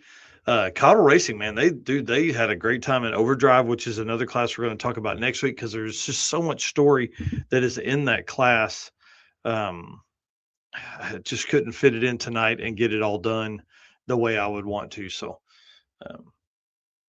yeah, but we definitely need one. I don't know if I'm gonna have to rewire that truck or what, but I'm tired of fighting it. So, For sure. All right. Got the notes back here. So racers know when you want performance that wins, you want AFCO. From shocks and suspension to cooling, brakes, and more, AFCO Racing has been helping teams go faster for over 30 years. Built by racers for racers, check out the AFCO Advantage and follow them today on social media for the latest in performance and parts. AFCO Racing, built to win. Sweet. Well, let's kick that off and bring in Mr. Casey Matthews, who I completely screwed up the time. I'm so used to people being Eastern time, and you're almost Eastern time. Yeah, almost. How's it going, guys? Dude, it's awesome, man. I want to say first off, if for the folks that didn't know, Casey kind of ran the Cheap Car Challenge program, and I told him early on, man, if you want this, you're gonna have to do it, because how hard was it to put this together and keep up with? Putting it together, very simple. Keeping up with it, very difficult. I underestimated how hard it is to race, be competitive, and keep track of 8 guys. I just didn't have any time, to be honest with you. Yeah, So, 100%. I think I've got some game plans for next year. I want to do it again, but I think on day one, I'm going to get all guys together, give them all a pen and piece of paper, park all the cars next to each other, and have them go nitpick each other and call each other out on everything, because I don't have the time to do it. I'm trying to race, and on day one, it got me because I was trying to look at all their cars, and there was 2 guys I didn't even know were in that showed up later. And they're like, "Oh, I'm in," and I'm like, I didn't even have to look at their cars until day 3. Oh, interesting. I didn't even think about that. That's a great idea. Yeah, because I'm gonna make that note now. I mean, racers had to come up to me later on. They're like, "Hey, did you know X certain person had this part on their car?" And I'm like, "No, I didn't." And then you get to looking at it, you're like, "Oh, well, maybe that wasn't included." I mean, 99% of the stuff was included, but there's a few things that I had to call out later on day 2 or 3 and be like, "Hey, you got to claim this." So, Yeah. But if I could have them police themselves, I think that takes a lot of the time off of me. And maybe I'll have to designate a buddy to talk to them, because I was just had my wife and son with me this year, so Yeah. didn't have that extra help to police them as well. Right. And then trying to get out of there and get to the race party sometime. Right. Maybe we need to yeah, man, that's tough, because you almost do need somebody else helping. Yeah, for sure. But maybe I'll enter this in the Cheap Car Challenge next year. I like it. I like where you're going with that. I was just watching your live stream, and I didn't even realize that the kids could race. And my son's his birthday's February 5th, and he's 12, so he'll be 13 next year. And I was like, man, I need to put together a cheap car for him and let him do the cheap car race and something slow, and I can ride along. Yeah, that'd be awesome. That would be awesome. Ranger 50 TTers says build books, just like the Grassroots Motorsports Challenge would be a good one. That's not a bad idea. I was trying to get them all to put their builds up on the Circuit Racers page, so that way we could all keep track and call them out. But I don't think really anybody did that. They posted the original pictures of their car, and that was about it. Well, you know, when you're sneaky, you can't put it all out there like that. Yeah. I mean, a lot of the guys, like Red Hat Scotty was telling me about the spray paint he bought for his headliner, you know, so he had everything. And then, you know, there was other guys that didn't do all that, but it was pretty good. And we had a pretty good turnout. 8 cars was about double what I thought would actually turn up. Oh yeah, dude. I was impressed. And to have a guy like Jason King or Red Hat Scotty in that, I mean, dude, Jason has a 7-second Mustang. Like, oh, he does? Yeah, he could have had way more fun with that thing, but I think he had an absolute blast with the blue budget SN95. Yeah, that he actually did exactly what I wanted to do. He found an SN95 because those cars are just so cheap. I found one for $600 here and wanted to get it, but just had too much going on. And he ended up winning it because he didn't have anything in the car, and that, you know, that allowance for time and money, it worked out for him. Right. Well, let's talk about that a little bit because he was not the quickest car of it, but one because of some points and he was under, so that saved him some ET and all that kind of stuff. So tell me what's going on. Yeah, he had, I believe, off the top of my head, 1,150 in it. So he got like a 1.85 to get to take that off of his time. So he ended with like somewhere around a 12.0, I believe, average. And then I'm not sure he's in second place. I don't have my notes on me, but the Corvette was pretty fast. But he had like $4,000 in it, so he actually had a 1 second penalty at the end of the day.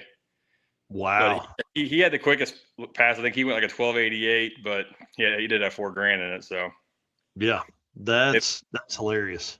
I didn't even realize it until the end of the day on day 3 that they LS swapped that thing. And was it $4,000? Dude, Yeah. that's awesome.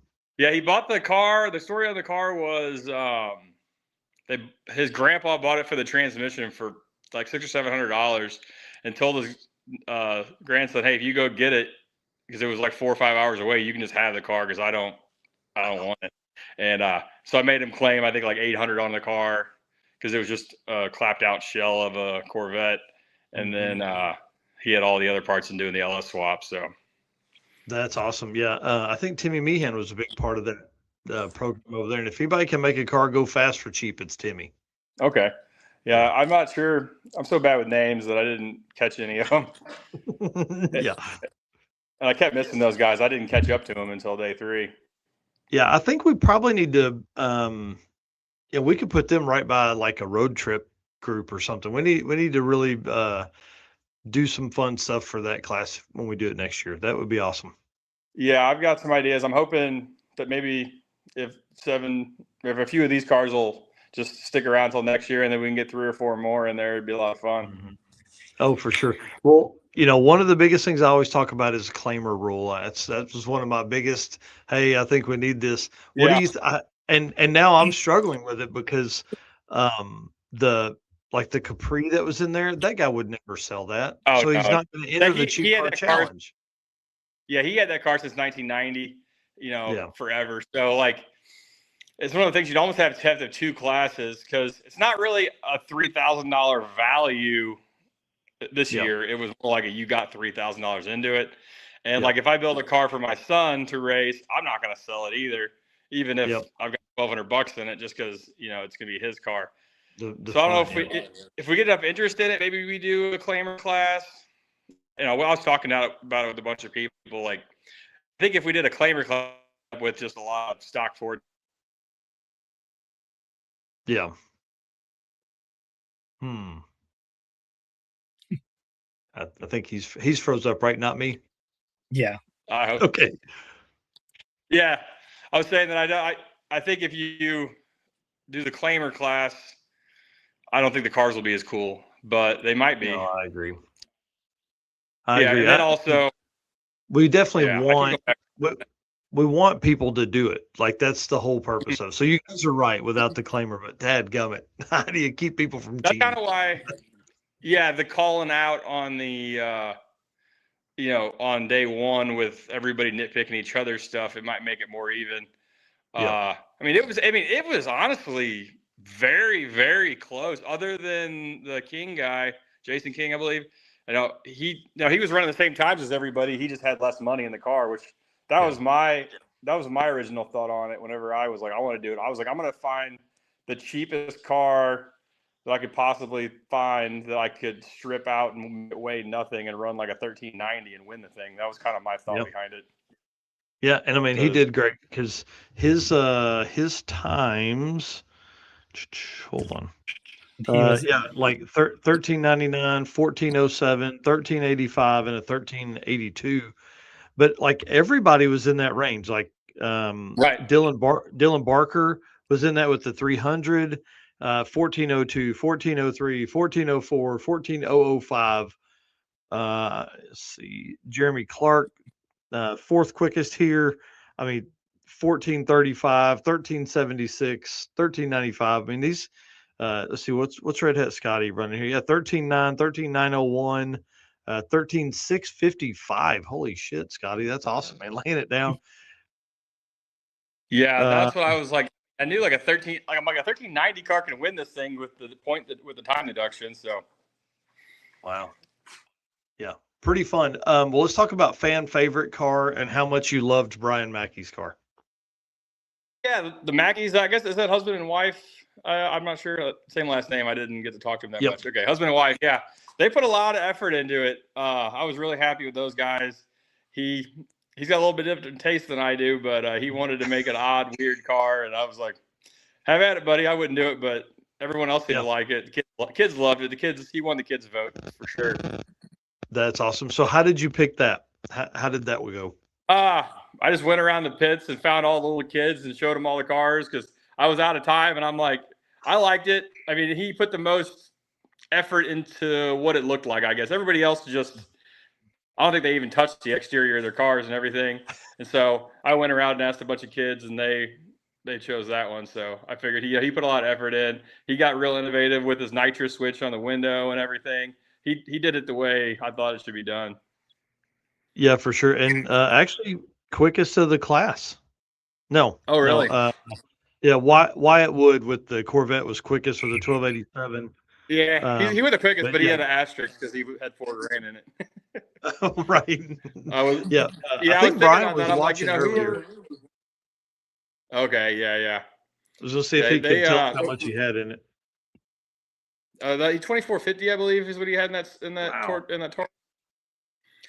He said he paid $1,200 for it and then put $1,200 in it, I believe. Just going off the top of my head. But yeah, the Corvette I think will be around for a while. It looked like it was pretty well built, so hopefully, kind of also the goal with this is to get people into the drag and drive stuff that don't have money to build a full out race car and have something they can compete in, which I think it worked out pretty well. Yeah, definitely. So we need to look at more bigger award or something like that. I don't know. Maybe we can find another sponsor to go along with Uncle Sony Motorworks, US Right. Motorworks. Love that guy was in there. Most consistent. Who won that one? The 300. Oh yeah, that's right. Yeah. Dylan Barker with a .043 spread. Dude, that's awesome. Yeah, I'm not sure if that's the award he was going for or not, but nobody else was even close. Everybody else was trying to go faster every day. He was like, I'm just going to try to run the same number every day. Yeah. Well, hey, it got him a trophy. I mean, to be honest. Yeah, next year I need to get on the internet and find like a 6-foot tall trophy I can hand out for the winner or something. Yes.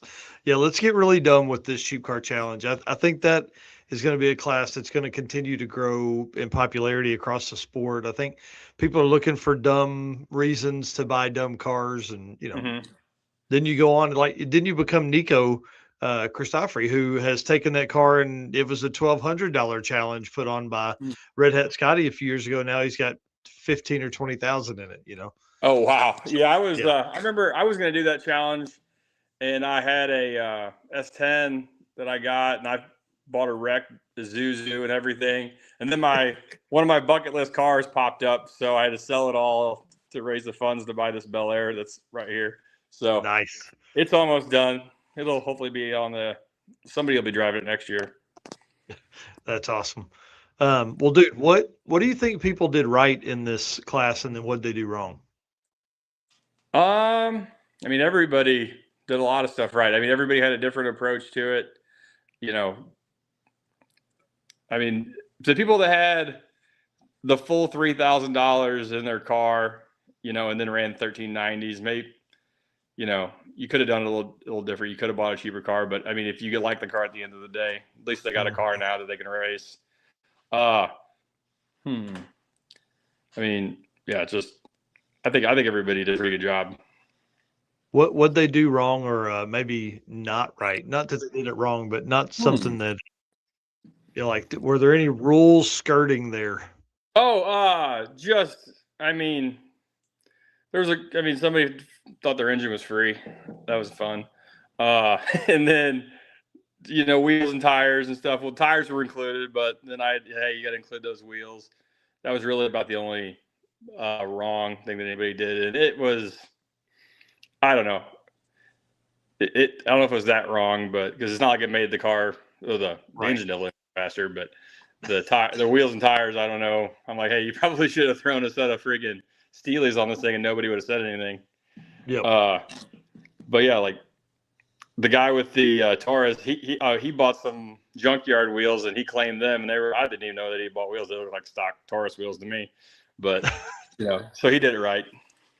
That's Yeah, awesome. Jason, Let's run through these photos. So this is Jason King's blue budget Mustang, winner of the class. It's pretty cool. Yeah, that car was really nice on the outside, but it was completely rotted underneath. Yeah, I remember seeing the photos where like they had parked it and shook it or something. It was like the outline of the car. Yeah, don't lay under your belly and look at it. Yeah. The car on the left, Brian Mackey's shit show, SHO, 100 shot to run 13.3. I mean, dude, this car was incredible. I like those cars. I'm kind of sad he cut it up. No, I love it, dude. It was he had the nitrous on the horn button, so every time he would pull to the line, oh my gosh, man, it was killing me. And then what did he have to do? What was the deal with the rear window? Oh, he had to power the horn with the rear window switch or something crazy like that. I don't remember the rear window. Oh yeah, I think the switch was the horn, the rear window, and the nitrous. Or no, yeah, he used the rear window switch, and I guess the amp draw the way he had it, so he ended up having to put the nitrous and the horn on the same button in order to not blow the fuse. That's what he was saying. That's awesome. And then Wyatt Wood's car there on the right, the C4 Corvette. I hope that car does stick around a little bit. It's kind of a cool car. I think those cars are becoming more and more popular. I think they're cheap enough to where you can kind of do some fun stuff with them. That's obviously works. And then, oh God, what is this guy's name? Farmer? No.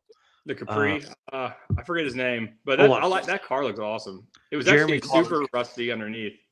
Also, yeah, but this is the one that he had since he was like 16 or something like that. Yeah, 1990 he bought it for $400. He said, "Wow, how cool!" Yeah, we're not going to do the math on what $400 in 1990 to today's money. Yeah, I'm like, yeah, well, you can include that if we do the conversion, and it's probably $5,000 in 2026 money. Yep. So Jeremy Clark on that one, super cool story, and the car sounded incredible, man. Mm-hmm. He fired it up in the parking lot when we were in on Saturday night, and then of course the Mark 8. I think that was probably the Fling's favorite car that was out there because they used to land speed race Mark 8. That one's Aaron Burnick in that car. That car is super slow though, 16s in the quarter mile. They got Cobra motors in them. I was actually kind of shocked it was as slow as it was. Yeah, it's naturally aspirated, but all the good stuff on the bottom is there. And then of course the little Audi TT from Jamie Mackey. Let's see, what did she run? She ran 15.4, 15.3, 15.7. I think she only had like $1,400 in that car or something crazy. I think they put some tires on it maybe after.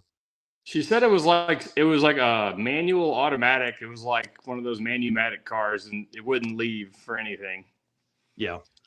Yeah, that's tough. And what's cool about the Mackeys doing this is like they're so smart. Like they have fast cars and way cool cars, and they bring these two out from Colorado to Oklahoma to race. Yeah. And of course, Dylan Barker's 300. That car makes a lot of sense to me just because it's a C, so it's a V8. They're a Mopar family, so I'm sure that engine and trans is going to get pulled and going something else. Yeah, he put a cam in that thing. I think that's the only thing he spent his money on was a camshaft. Wow. How cool.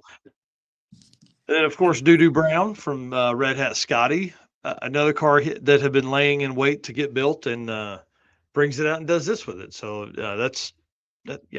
Scotty pushing the envelope all the time. Mm-hmm. Dumped $100 worth of fuel on day one. Did he? What happened there? I seen pictures, but I didn't hear the story. Yeah, apparently the seal that goes on the like the fuel hat where your pump and stuff goes in, the gasket there had rotted away or something. Couldn't get one in time, and so did the best they could, and it just wouldn't seal up from there. It like expanded. I think when they took the piece off, it expanded. They couldn't get it back down in the hole it was supposed to go in. So. Yeah, great class, dude. I'll tell you, I really enjoyed watching. I appreciate you doing that because there's no way I would have ever done that and without you doing that. So big shout out to you for giving another 8 people a place to race. Yeah, I'm pretty happy with it. It's next year, I got to, I learned this year was my first year trying to do it, and I've underestimated the amount of work for sure. Well, and if people had gathered some of the stuff in the circuit racers group, if they had, kind of had a build history on it, that would have helped a lot. Yeah. And I just wish I would have had more time to nitpick the cars, but I had to kind of take everybody's word for it and then sort it out during the weekend. Yeah. Yeah. I think you're right. I think you have them on day one or day zero, pick apart each other's car. I think that's going to be the best spot. And I'm like, hey, look, don't get mad if you get caught. That's kind of my theory on it. Like, it is what it is. The part's either there, it's not there. Yeah. Oh, for sure.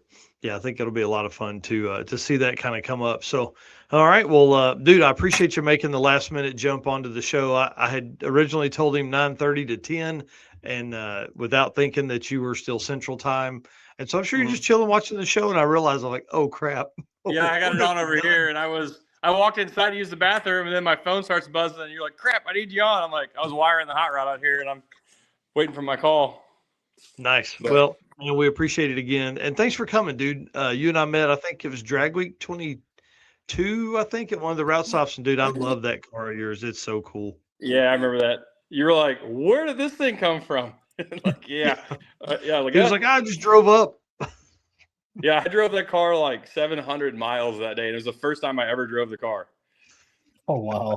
I drove it like maybe 12 miles to the gas station and then looked at my dad and said, you want to go 700 miles today? And we literally drove 700 miles with nothing. And it did it. Dude, that's incredible. Yeah, I was pretty nervous, but it did it. I put another 15,000 on it since. So Dylan here saying the 300 is now my daily driver.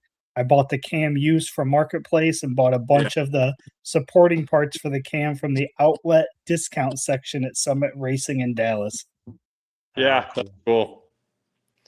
Man, that's awesome. Well, yeah, somebody got a daily out of it.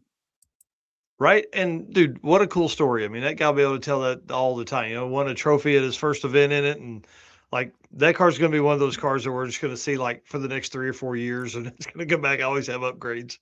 Yeah. So how does that work next year? Do they start at? You don't touch it.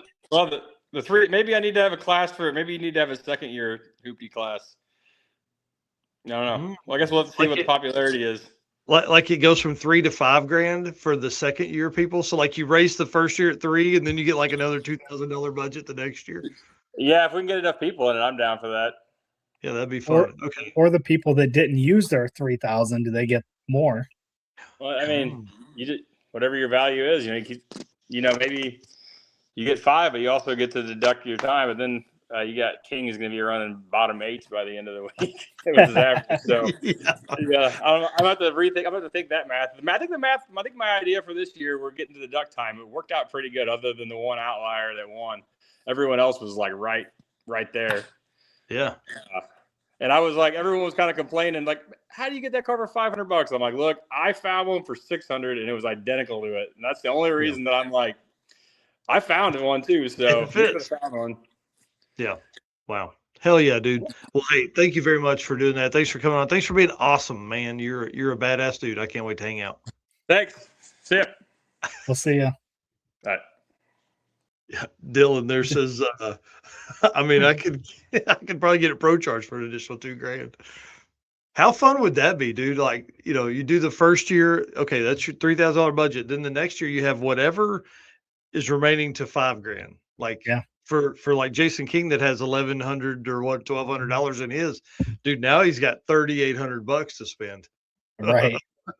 That could be dangerous. Yeah, definitely could be fun. Do we got to do like all the other cheap car challenges, and when you go buy a car, you gotta record your interaction so we know what the price is. Yeah, exactly. I'm in. Or I like the idea of keep it close. As long as you can keep it like a car count that makes sense, dude. You could really have some fun with it. Yeah, I still like the idea that you buy the car, you prove how much you paid for it, but then you don't get to modify it until you get to day one in tech in, and then you can modify it from there throughout the week.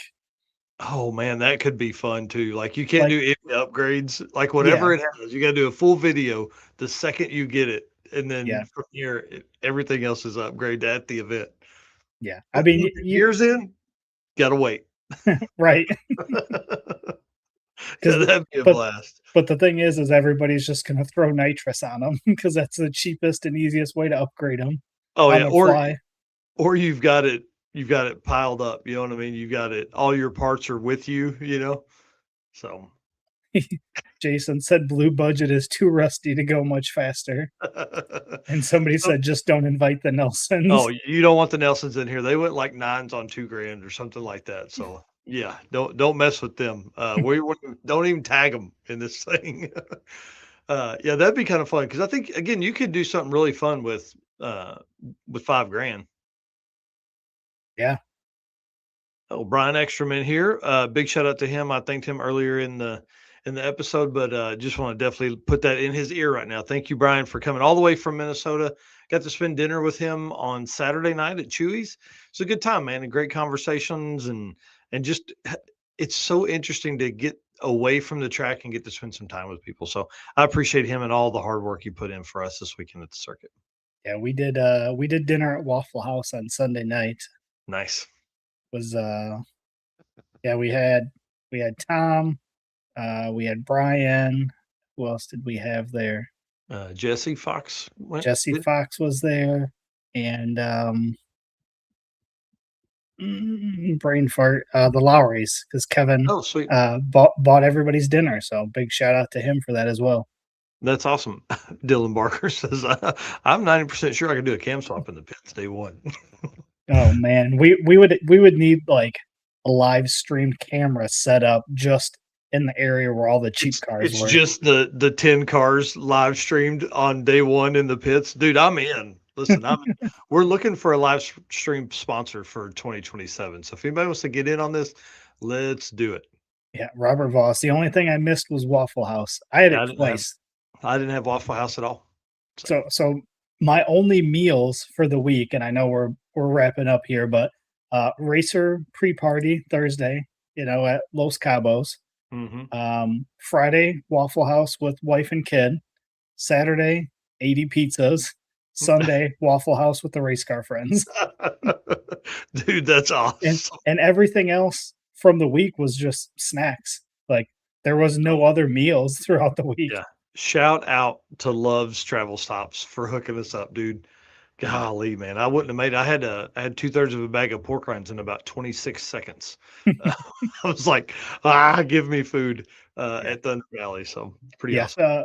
Deechworks hooked me up on, I think it was Sunday. I think Sunday was the day I was like, I need food. I need water. I don't feel human. And I went and sat over in their area, and I bet you I ate 4 bags of different just snacks and then like 2 bottles of water. And then I was like, all right, I feel human again. I'm going to go wander back out.